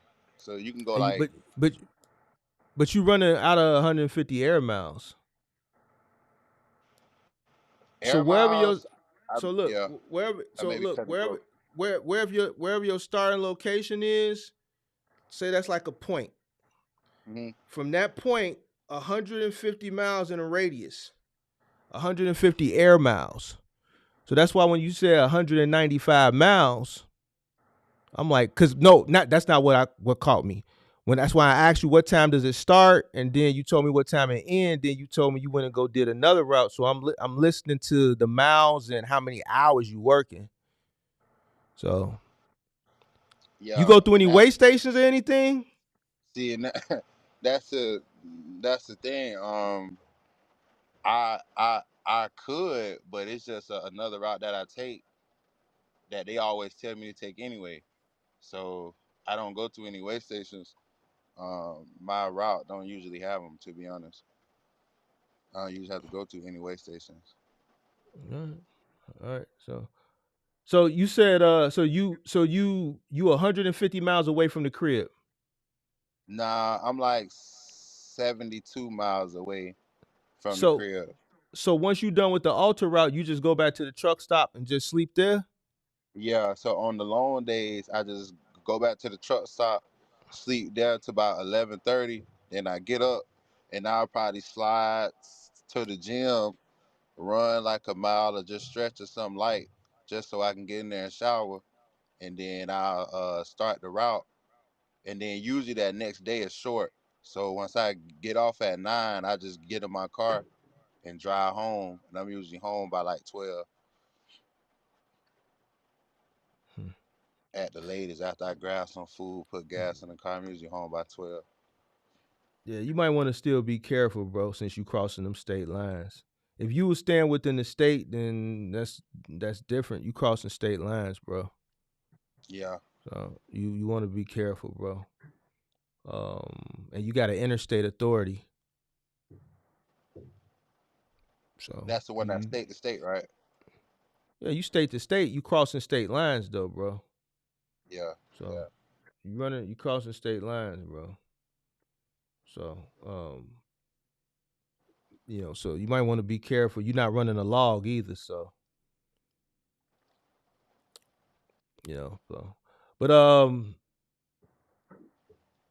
so yeah, so you away from home, so you just sleeping in the truck. So when do you go home? so like I said, those two short days usually be Tuesday and Thursday. So on Mm-hmm. Tuesday and Thursday, I'll go back to the crib, get there around 12. I'm usually sleep by like 3, and I'll sleep till about 11, and then I'll make that hour and a half drive to the warehouse, and then I'm off Saturday morning through Monday night, because the route start at 2 a.m. Tuesday morning. If you want to So look you at go it home. that way. So you going home. So you going home tomorrow? Yeah. So tomorrow when I finish at 9, park the Mm-hmm. truck at the warehouse, get in my car, driving straight home until Monday night.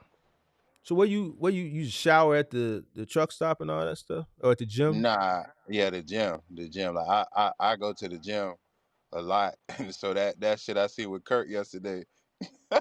I mean, that's that shit that was hilarious. But yeah, so um, that's why I usually shower and all that. So If you I spend just a go lot in of there. time in your truck so you making a sacrifice. So I salute you for Yeah. making a sacrifice. You making a real big sacrifice, and I think this is a good lesson for someone that's watching, that that I talk about sacrifice gotta be made. Because when you came on for your testimonial, you was just kind of, I can't I remember doing your testimonial, but I can't remember where your accountability came in. I know you weren't profitable, but I just can't remember what you was doing, why you weren't profitable.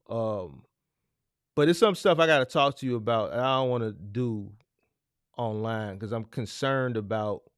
I need to know more about what you're doing, because you may need to run a log. Okay. You kind of touching it, so I really need to know exactly what you're doing. If you are staying within the state, then it's yeah. But by you crossing state lines, I need to see exactly what you're doing, because you may need to run a log, man. All right. And I'm surprised the company hasn't. That wasn't part of their, you know, when they onboard you. That wasn't part of the requirements. Nah, honestly, that wasn't a part of the requirements at all. But saying some that I'm starting to learn, or that I have learned, is that these people ain't gonna look out for you. You know what I mean? Like they'll put 10,000 pounds on your truck, because they just want their shit move, and you just have to deal with the consequences. So, So you I looking at the definitely appreciate you BOLs? You telling me. looking at the Oh yeah, manifest and the weight and oh stuff? yeah, yeah, Are yeah, you yeah, yeah, refusing yeah. stuff if it's over 10,000 pounds? Yeah, yeah, because they'll be like, we got another 2 pallets going to another store. If you take it, we'll add another 200, and that sound good because you going the same direction. So it's basically like another partial. But I look at the BOL, that's 11,000 pounds. I have to tell them like, nah, nah. But that's just telling me that, okay, Justin, you got to look out for yourself, because they just trying to get their freight moved so they can make a bunch of money. I want So to talk. I want to I'm talk to you. I want to talk to you in the DM, man. I don't want to do it online. I need to all right. look. I need to look to see what you're doing, bro, because I don't want you to get in trouble. And I feel like your parents sound like good people, man. So I'm gonna look out for you. But we'll do it. We'll do it. I'm not gonna hold you accountable for that. All I'm gonna right. help you because you ain't. I want to know what route you taking. You not on the interstate or nothing. Nah, it's like I'm really on like a highway, A and back it's road. kind of, yeah, it's really Are you doing just a now? back. Now keep it funky with me. Are you doing that purposely, or is that the route way it's sending you? Nah, I mean, to be honest, I'm not even doing that personally, and there's times where I'll take the, like, I'm not trying to avoid any main roads or anything, because to be honest, I thought that I'm running in compliance because I'm not going over a 200-mile radius, but you're saying it's 150 It's air miles. 150 miles, So, um, you know, um, and and you yeah, crossing state. You crossing state lines too, bro. yeah, yeah. So I definitely, and that's the thing. I was running state to state, so I have the log and I know how to use it. And once again, Kurt, You he been did that video a while back on how to use the ELD and the motive see and all. So it's a lot of and I can understand where it can get confusing online because even with what you're doing right now, that's a big debate. And Kirk had that on his channel yesterday, and I said something in the chat that and it could be go up for debate. Like what you're doing right now is illegal. yeah, I sleeping mean, in the truck. Because here's the thing: if you happen to go through a way station, you happen to come past just a DOT officer who just or a state trooper who just owned that. He just owned that, and one you ain't got a log. He look at your BOL to see how far you going, ask you where you parked at. Next thing he gonna ask you where you got a motel receipt. He look at your log, your bills from the past 4 days. Where you been sleeping at? Or in the truck. You ain't got a motel receipt? That's why I asked you, have you been through a way station? mm, When you was telling me the story, you was telling me the miles and and then you was telling me, okay, you work from 2 to 9 a.m. and then you go do something else to. I'm like, wait a minute, hold on, bro. That's why I said you cross the state lines. How many miles is this? Yeah, and that's the thing. Like, I definitely know I'm cutting it close because I know a few of those hours are loading hours, but then again, it's the same thing you're saying. Like, there's a certain amount of maximum hours that you can be up as a driver because they want you to have that rest, which I fully understand. But yeah, I definitely appreciate you, seeing it like that because I don't need that. Like any advice I need, so I'll definitely Yeah, send you yeah. a message in the DMs and we can S- figure it out. Send me, send me your, send me a screenshot of. So the what's the thing you doing today is for Alta Beauty. What I do during the day is for like GM, so like General Motors, Uh and huh. then 3 days a week I do with Ulta Beauty during the So what? daytime. So what do you do with Alta Beauty? Is pallets going to Yeah, different stores? yeah. But where you picking it up at? Um, Picking up in Dothan, Alabama, and I'm dropping off in Panama City and Panama City Beach. You picking it up from a logistics company? Yeah, Panama they already City, have. Panama City Beach, Florida, Yeah, and you picking it up in Alabama? yeah. What's the distance? Like 69 miles. So that's what I'm saying. Like, it's definitely across the state lines, but you can How be many in miles are you doing? How many miles are you doing on average a day? a day. If Yes, I have a long route, if I have a long route, I'm doing like 325. you got to run a log, bro. You got to run a log. Yeah, yeah, You need a ELD on your truck. Do you have one on your truck? yeah. I already got one. Is it act? You pan and everything is ready to go? Now that's the thing. Like, I was doing state to state, and I was paying on it, but just so many people telling you stuff, and it's Who? older guys Who? around here telling me it's it's Older it's guy. oh, it's Tell me what they guys telling you. it's guys around here telling me that, yeah, man, you're not going state to state. I mean, you are, but it's a 200-mile radius, so you don't even need the ELD no more. You can go ahead and turn that off. Who told you So, that? bro, just you know how it is, bro. Old heads that's been running trucking business, they do stuff under the table, but it's just hard to see through the fluff. I'm still just trying to learn. That's why I just ask multiple people and see. But But you going okay? So let's say they were right, which they not. But let's say they were right. You going over 200 miles. I I just assumed it was going out 200 miles because for the week I'm driving like 1,700 miles, and I know it's truck drivers that do way more than that every week. Um, so, but I know it's like the driving hours, so I have to So see. But so no. Let me pull up a map real quick. You just gonna have to. I ain't gonna do you bad, man. I ain't gonna do you bad, but we're gonna have to turn this into a teaching moment real quick, man. I'm all gonna have to right, clip this. I ain't gonna do you bad. Where is this warehouse at? Because I gotta familiarize myself with wherever you at. Where is this place at? nah, it's in Dothan, Alabama. I just want to look at the air miles. I'm not concerned about the one-way miles. I want to look at the radius miles because that's where people get confused at. People don't understand what air mile radius is. So Dalton, Alabama. You said Moulton, Alabama, with an Dothan, Moult. D Dalton, O, Alabama. yeah, Dolton.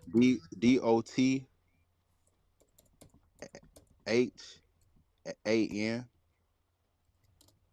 Dalton, Alabama. All right. So boom.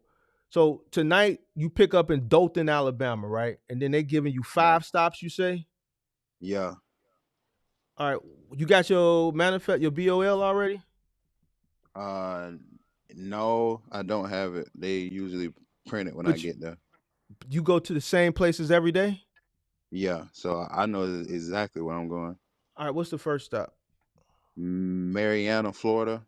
Marianna, Florida. All right. God And damn. then Hold I on, hold on, hold on, deliver hold on, to. hold on, hold on, hold on, Okay. hold on, hold on, hold on, hold on.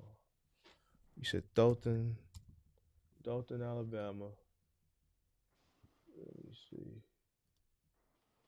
To Mary what, Florida? Marianna, Florida. Yeah. All right. Then what's the third stop? So Or the then second stop? I have 3 drops in Marianna, and they all close. They all like 5 minutes away from each other. And then I go to Mm-hmm. Panama City, Florida. Shit, hold on. Panama City. So Panama City is the last stop. Yeah.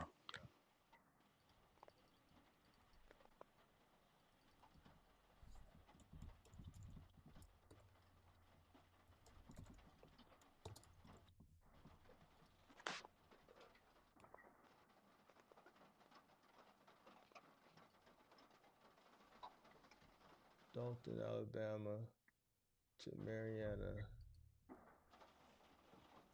Wait, hold on. Is this?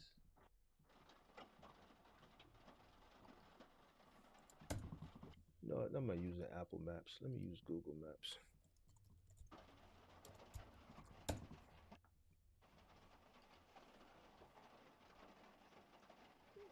Directions.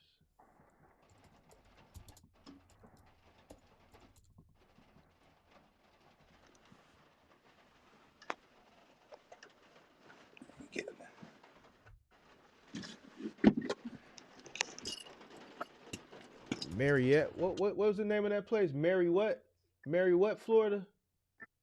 Marianna. All right, boom. So that's 36 miles. And then what was the last stop? Panama? Yeah. Panama City, Florida? Yeah. All right, so boom. Once you get to Panama City, Florida, you done for the day, right? Then you just dead Yeah. head back up, right? To Dothan, right? Yeah. Uh-huh.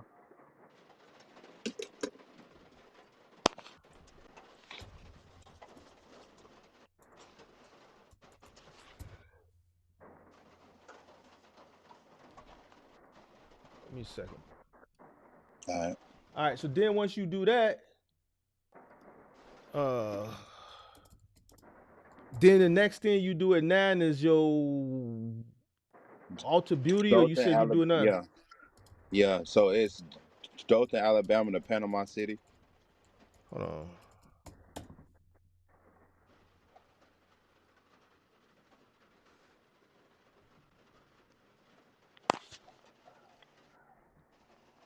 So right now we at, all right, so you within 150 air miles here. So back to Dothan, Alabama to Panama City. Yeah. Okay. So you still within 150 air miles. Okay, good. Okay.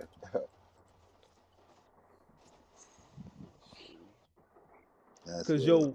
your one way from Dothan to Panama is, that's your farthest point. All right. Yeah. And that's 82 miles straight. Okay. Sounds a little off. Yeah. um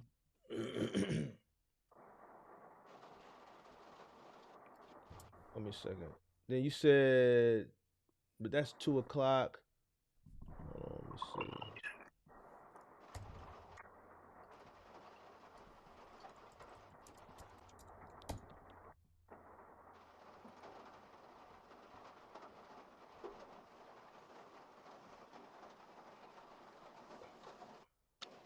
All right, man, you good, bro. You had me Okay. worried for a second, man. You had you had me worried too. You had me I worried, bro. appreciate that though. I definitely appreciate that. Appreciate that. You had me worried for a second. Cause it's But definitely a but lot of but but hours. It's definitely but a lot of those hours. but those truckers are wrong though, bro. As far as Yeah. the number they told you they were wrong. Um, it's 150 air miles, but it's a radius. Okay.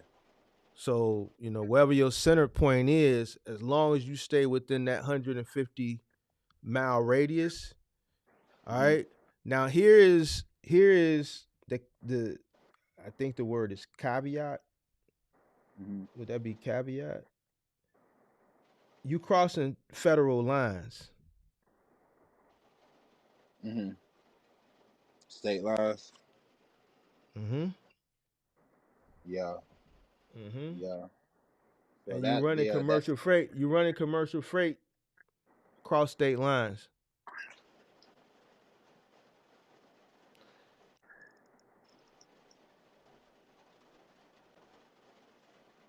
which requires a motor carrier authority. yeah. And I have that. Like I So so have the so right. so so so here's where the issue may or may not come in at, and that's all going to depend on because you're not going through no way stations.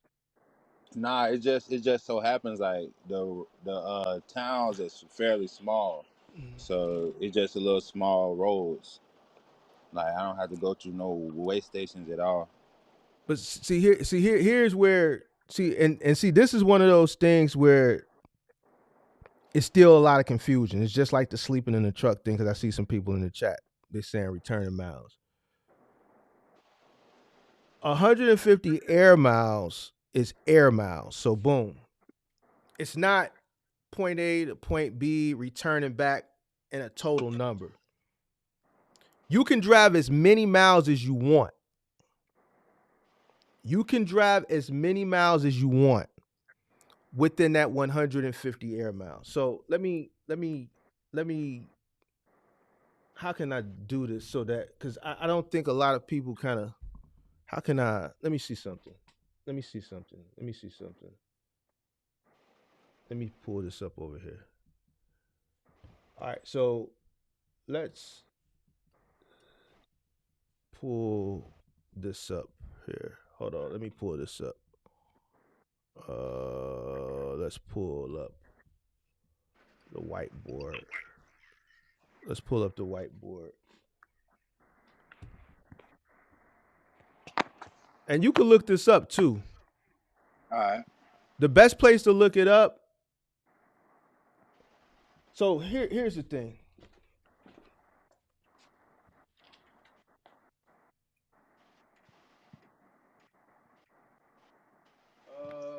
Damn it, where is that goddamn thing at?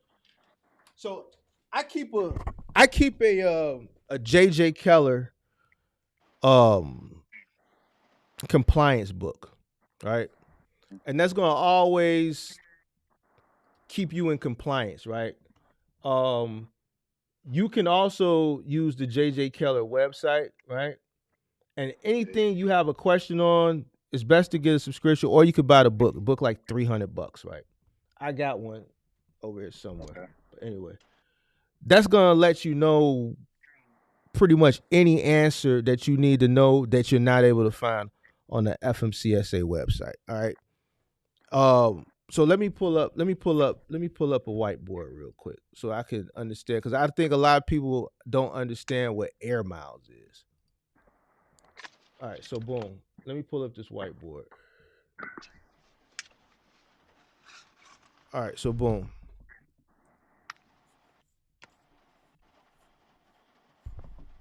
Let me get this. All right, so boom. Come on, bro. Let me put this over here.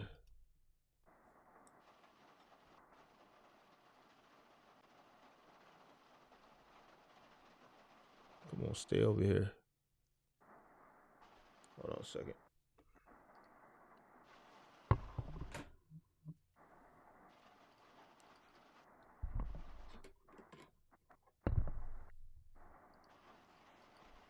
You know what? Let's do it like that. Hold on. Every time I try to use this whiteboard, I can never get the doggone cursor to stay over here. Hold on. Hold on. I'm just gonna have to use the mouse instead of using a pen. It's not working. All right, so boom. Let's say come on, man. What the hell? Hold on, bro. Alright. All right, so say this is you. Mhm. Say this is you. This is you right here. This is you. All right. Now, let's say from here to here is 150 miles. From here to here is 150 miles. From here to here is 150 miles. And from here to here is 150 miles, right? Now, right here, you connect this like that. All the way around. Just imagine that the circle was perfect, though. Now, this is you in green, right? Right? Mhm. This is your 150-mile air radius. You could drive from here to here, back from here all the way down to there, over to there, over to there, up to there, down to there, back crisscross, all as much as you want. As long as you don't go outside this 150-mile air radius. So when they saying 200 miles and all that is wrong. 150 mile from here. Yeah. Okay. You understand? So Yeah. if you're starting here and your farthest point, you got to stop. You got to stop here. You got to stop here. And then your last stop is here. As long as you don't go outside of that 150-mile air radius, you cool. Now, let's say this from here to here. Well, let's not say that one right there because that's close to 150. Let's say right here. Let's say that's 91 miles.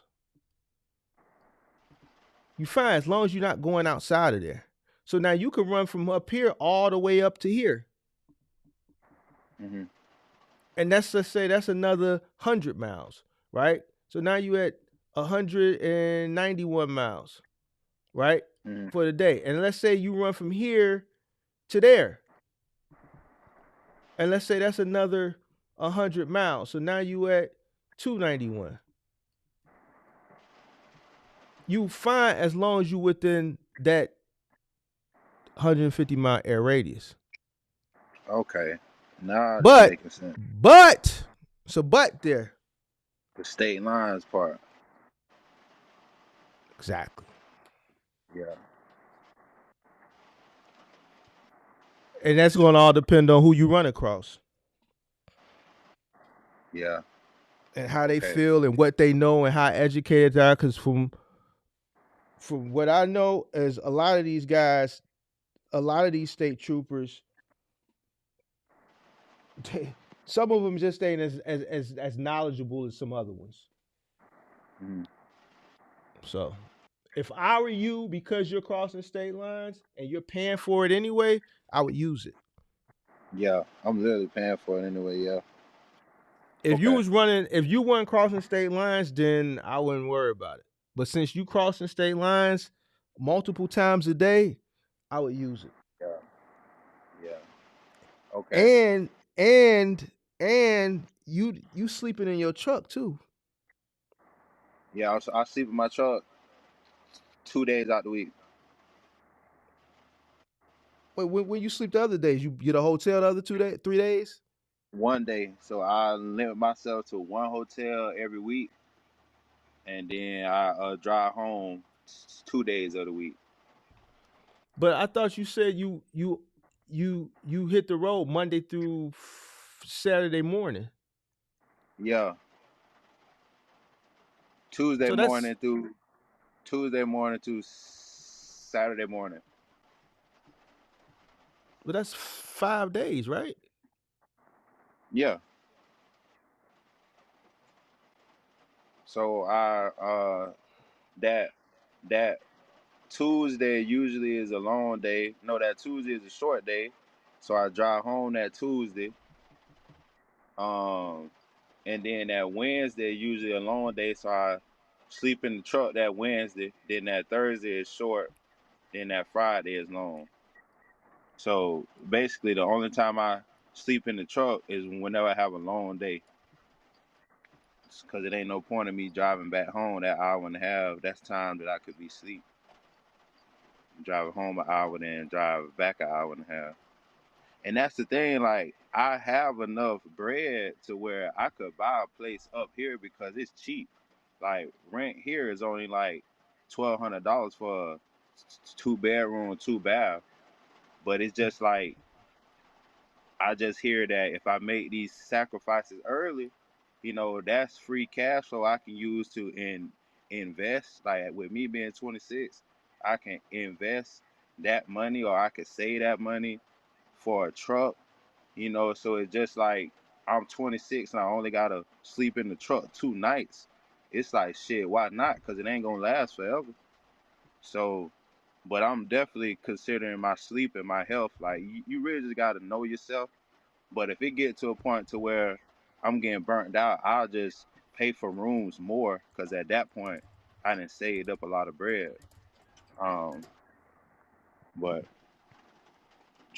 I'm trying to get it. I'm gonna get it. Yeah, you're gonna get it. You're already on the right path. You making the sacrifices, but just keep yourself up with compliance. I still want to look at what you're doing.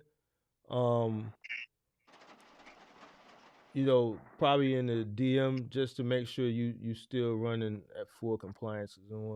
Don't want you getting in any trouble out there. All right, I appreciate that. All right. You got any more questions for me? I think somebody Oh else was no. trying to call up. I heard the thing go off. You Yeah. might want to call up again. Was that you? Me? Nah. Well, whoever else that was trying to call, make sure you try calling again. What were you finna say All though? right. Nah. I was just saying I appreciate everything you do, especially from like the stock and business tip. I'm big into stocks myself, so just a lot of the game you give is really some shit that people charge a lot for, like not even just transportation as far as the stocks and chart analysis and all of that. So, but you and Kurt, y'all keep doing y'all thing. I appreciate y'all, and I'm gonna be tuning in every night, how I always be. So, appreciate y'all. All right, man. Appreciate you. Be Yes, safe. sir. Yep. All right. Who was that? Did somebody else just try to call in? I heard it go off.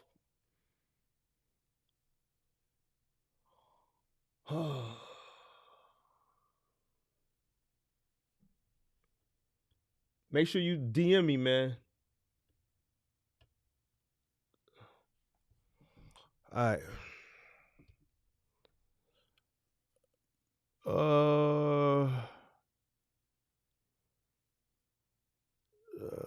I didn't see none of this stuff that y'all saying. I wasn't even paying attention. Say he better be careful because he's traveling back roads and he's in Florida. You don't have to go through scales. The DOT I could pull you over anywhere. DOT officer definitely could pull you over anywhere. L Cool J, thanks for explaining this, Mark. Cool, no prob. They don't use ground miles because roads aren't all in a straight line. Correct. Somebody said, why would it be air miles if he's using ground miles? And Zupchuck answered the question for you. Zupchuck said crazy people don't get. And you know what? I don't understand why people don't get it either. But it's like one of those things like, can you sleep in a truck or not? When it clearly says in black and white, you can't. If you don't have a sleeper berth, you can't sleep in your truck. A box truck doesn't have a sleeper berth for the most part. So, and when I say for the most part, for the guys who don't get one built in there. So if you don't have a sleeper berth, then if you come across the right state trooper on the wrong day, it's gonna be the right day for him, the wrong day for you, and he on bullshit with you, and he get to looking. Next thing you know, he gonna ask you for your motel receipt, and if you ain't got one, then you already know what comes next. So But yeah, air miles is air miles. You know what I'm saying? 150 air mile radius. So I'm glad that I was able to break that down for everybody. I thought this was something that people knew, but I guess they don't. So, judging from the conversation I see in the chat, I guess some people did know, but it's okay.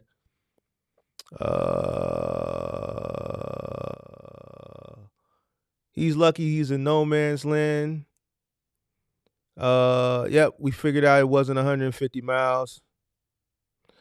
James said at 150 miles must include returning back. No, James. 150 mile air mile radius means he can go as many miles as he wants within those 150 air miles. As long as he doesn't go out of that 150 air mile radius, he's fine.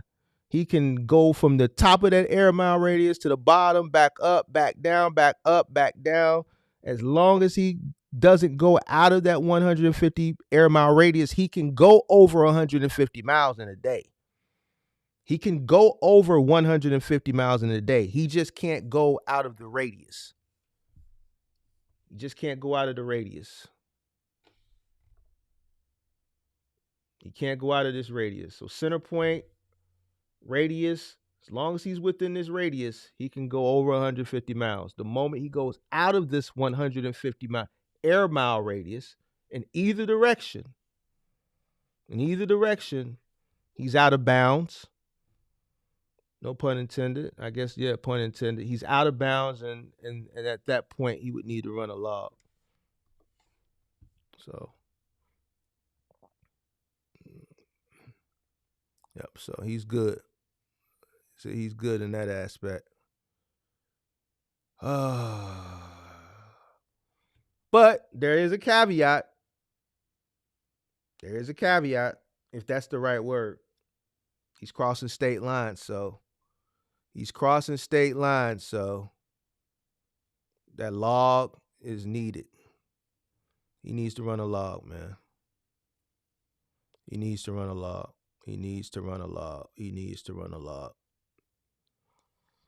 Yeah, let me double check that. Let me double check the state thing. Give me 1 second. Let me go to good old JJ Keller. Let me double check the state thing. Let me log.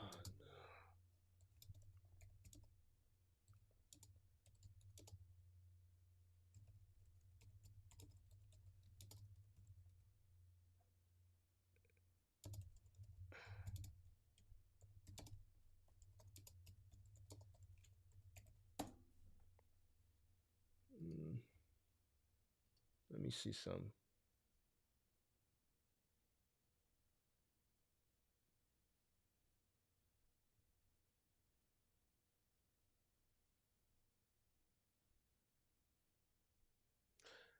But here's another thing where he may be, and if you're still watching, here's another thing too that I forgot to mention, that you may be breaking it.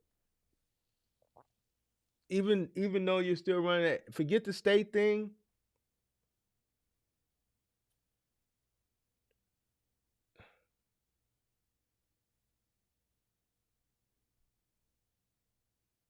Hold on 1 second. Let me see the state thing.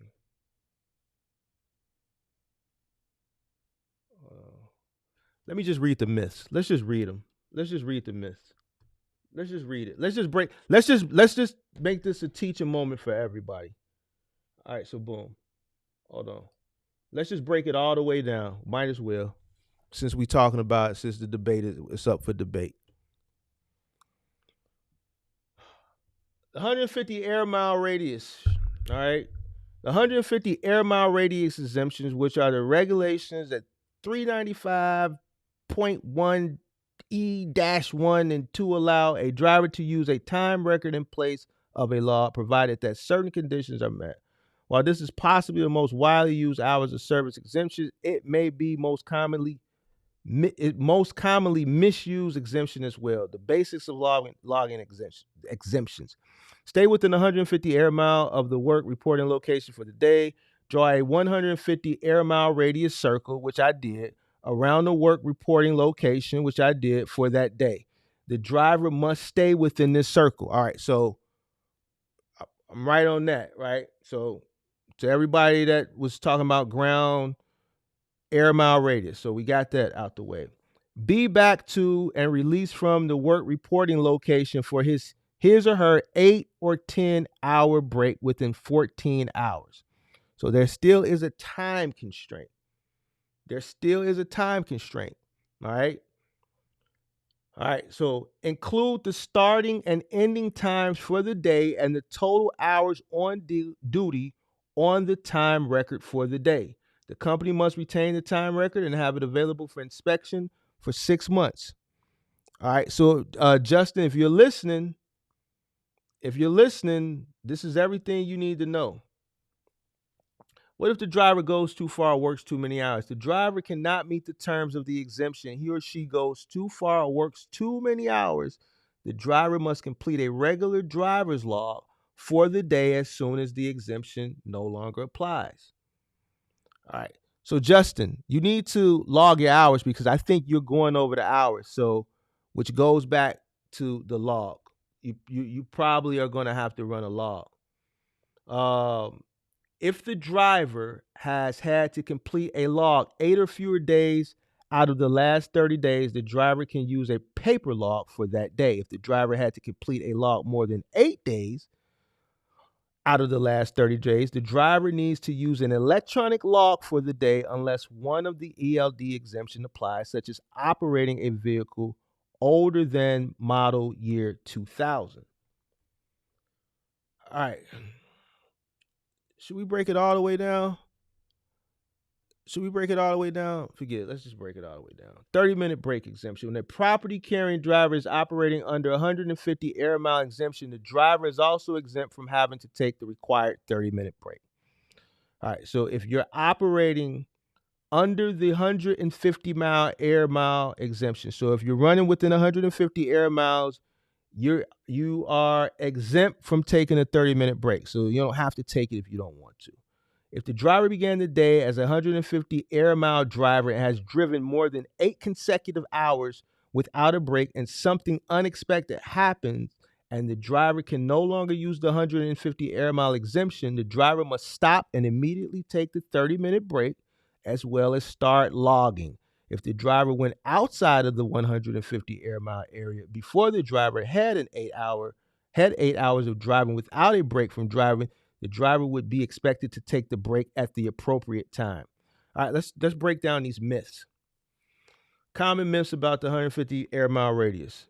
The driver must have the time record in the vehicle. Myth. The driver simply needs to explain to an officer during a roadside inspection that he or she does not have logs due to operating under 150 air mile exemption and that the required time records are back at the carrier's office. Just telling the officer, I don't have any logs, will lead to a violation. So the driver needs to know to provide the full explanation. The driver must log the previous 7 days if he or she had been using this exemption and suddenly can't. Myth. If the driver cannot use the exemption on one particular day, that is the only day the driver must use a regular log, either paper or electronic. Passenger carrying drivers and drivers hauling hazardous materials cannot use the exemption. Myth. There are no restrictions on the use of the exemption, so any commercial driver can use it. All right, here we are. State line. This is why you gotta have JJ Keller. A driver that crosses state lines cannot use this exemption. Myth. As this exemption appears in the Federal Motor Carrier Administration, FMCSA regulations, it can be used by interstate drivers. There's our answer. So he's fine. He's fine.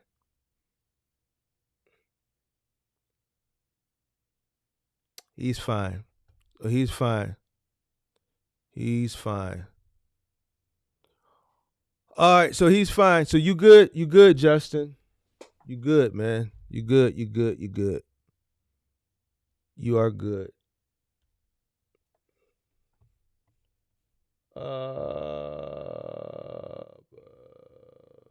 Yep, you good.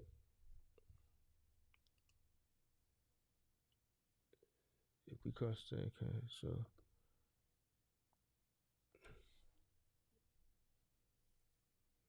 And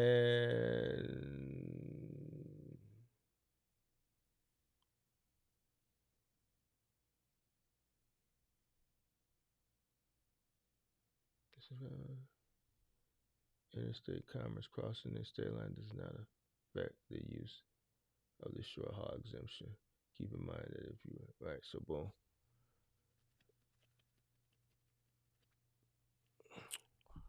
All right. So yeah, so like it said here, oh shit. Damn it. Hold on.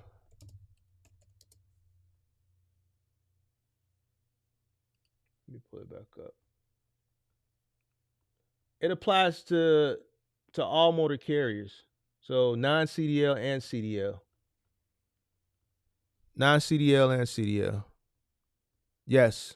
So it works for non-CDL and CDL. Yeah, Axel, he's good. He's good. He's good. He's good. He's good. He's good. The only thing I wasn't sure about was the state line thing. But that's why you look it up, man. And as you see right here, a driver that crosses state lines cannot use the exemption. That's a myth. As the exemption appears in the Federal Motor Carrier Association regulations, it can be used by interstate drivers. All right? So he's good. So, but you have to be able to provide the full explanation. All right?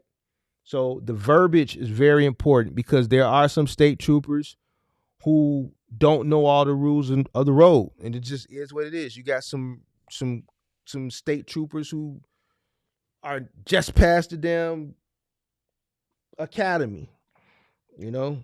So even though they cover all this stuff, man, they ain't remembering all this stuff.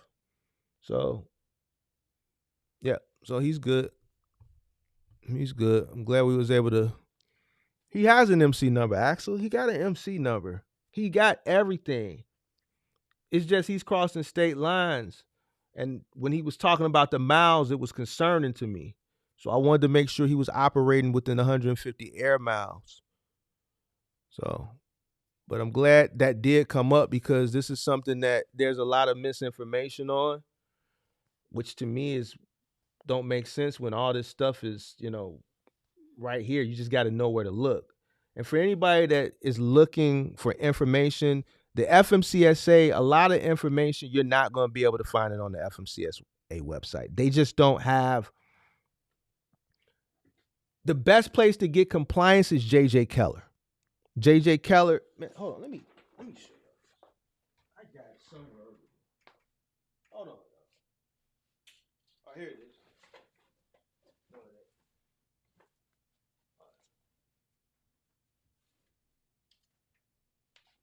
Where is that goddamn book?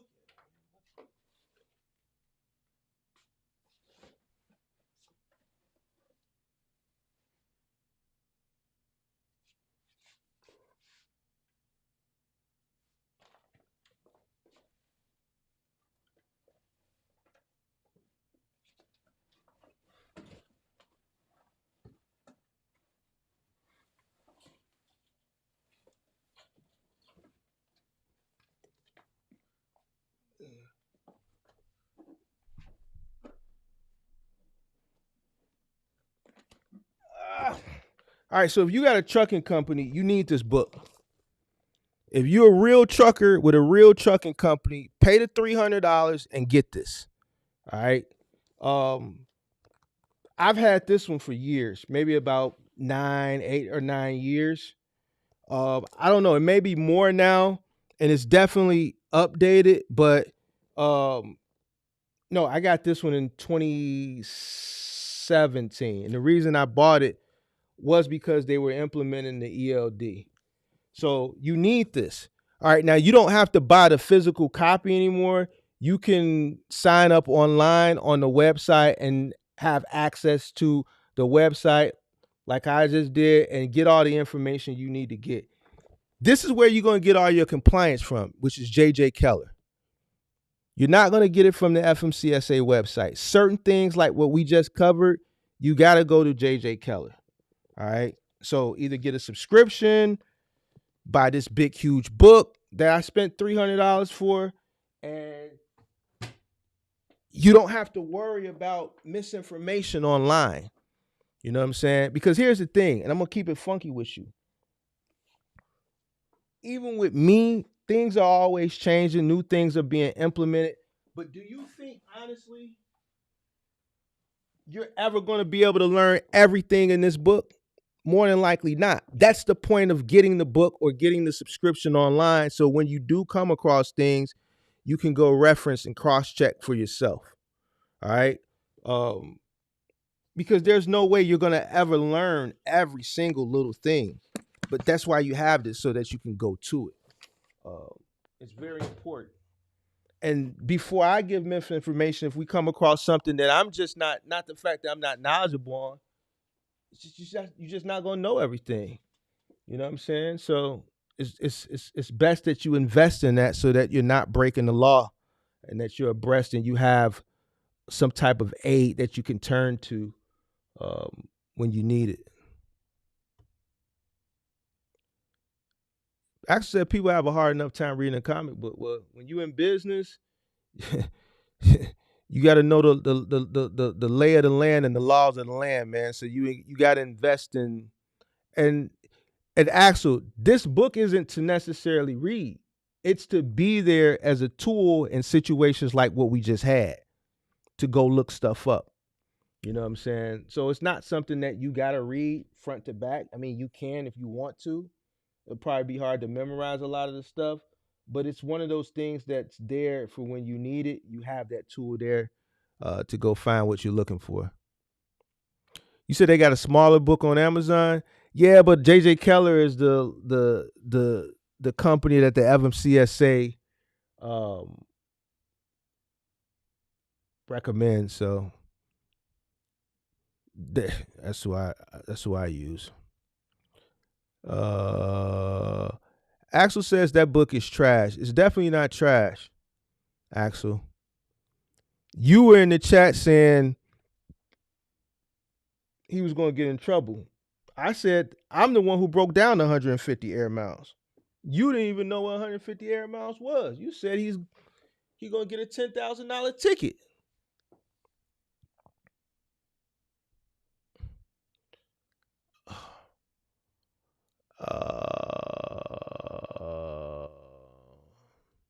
Axel, you need to brush up on your compliance, bro.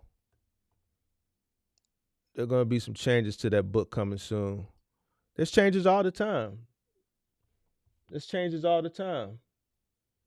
So it is what it is. Kevin said this is the first he's ever heard of JJ Keller. Well, now you know it exists. So, you know, that's where you go find all your compliance information. But I'm glad we got that out the way. So even, you know, after having a bunch of people come up, we came across something that I think a lot of people learned something from. So we dispelled some myths. All right. So I appreciate everybody for tuning in. Axel, stop causing trouble to people. Leave people alone. And until next time, guys, I'm out.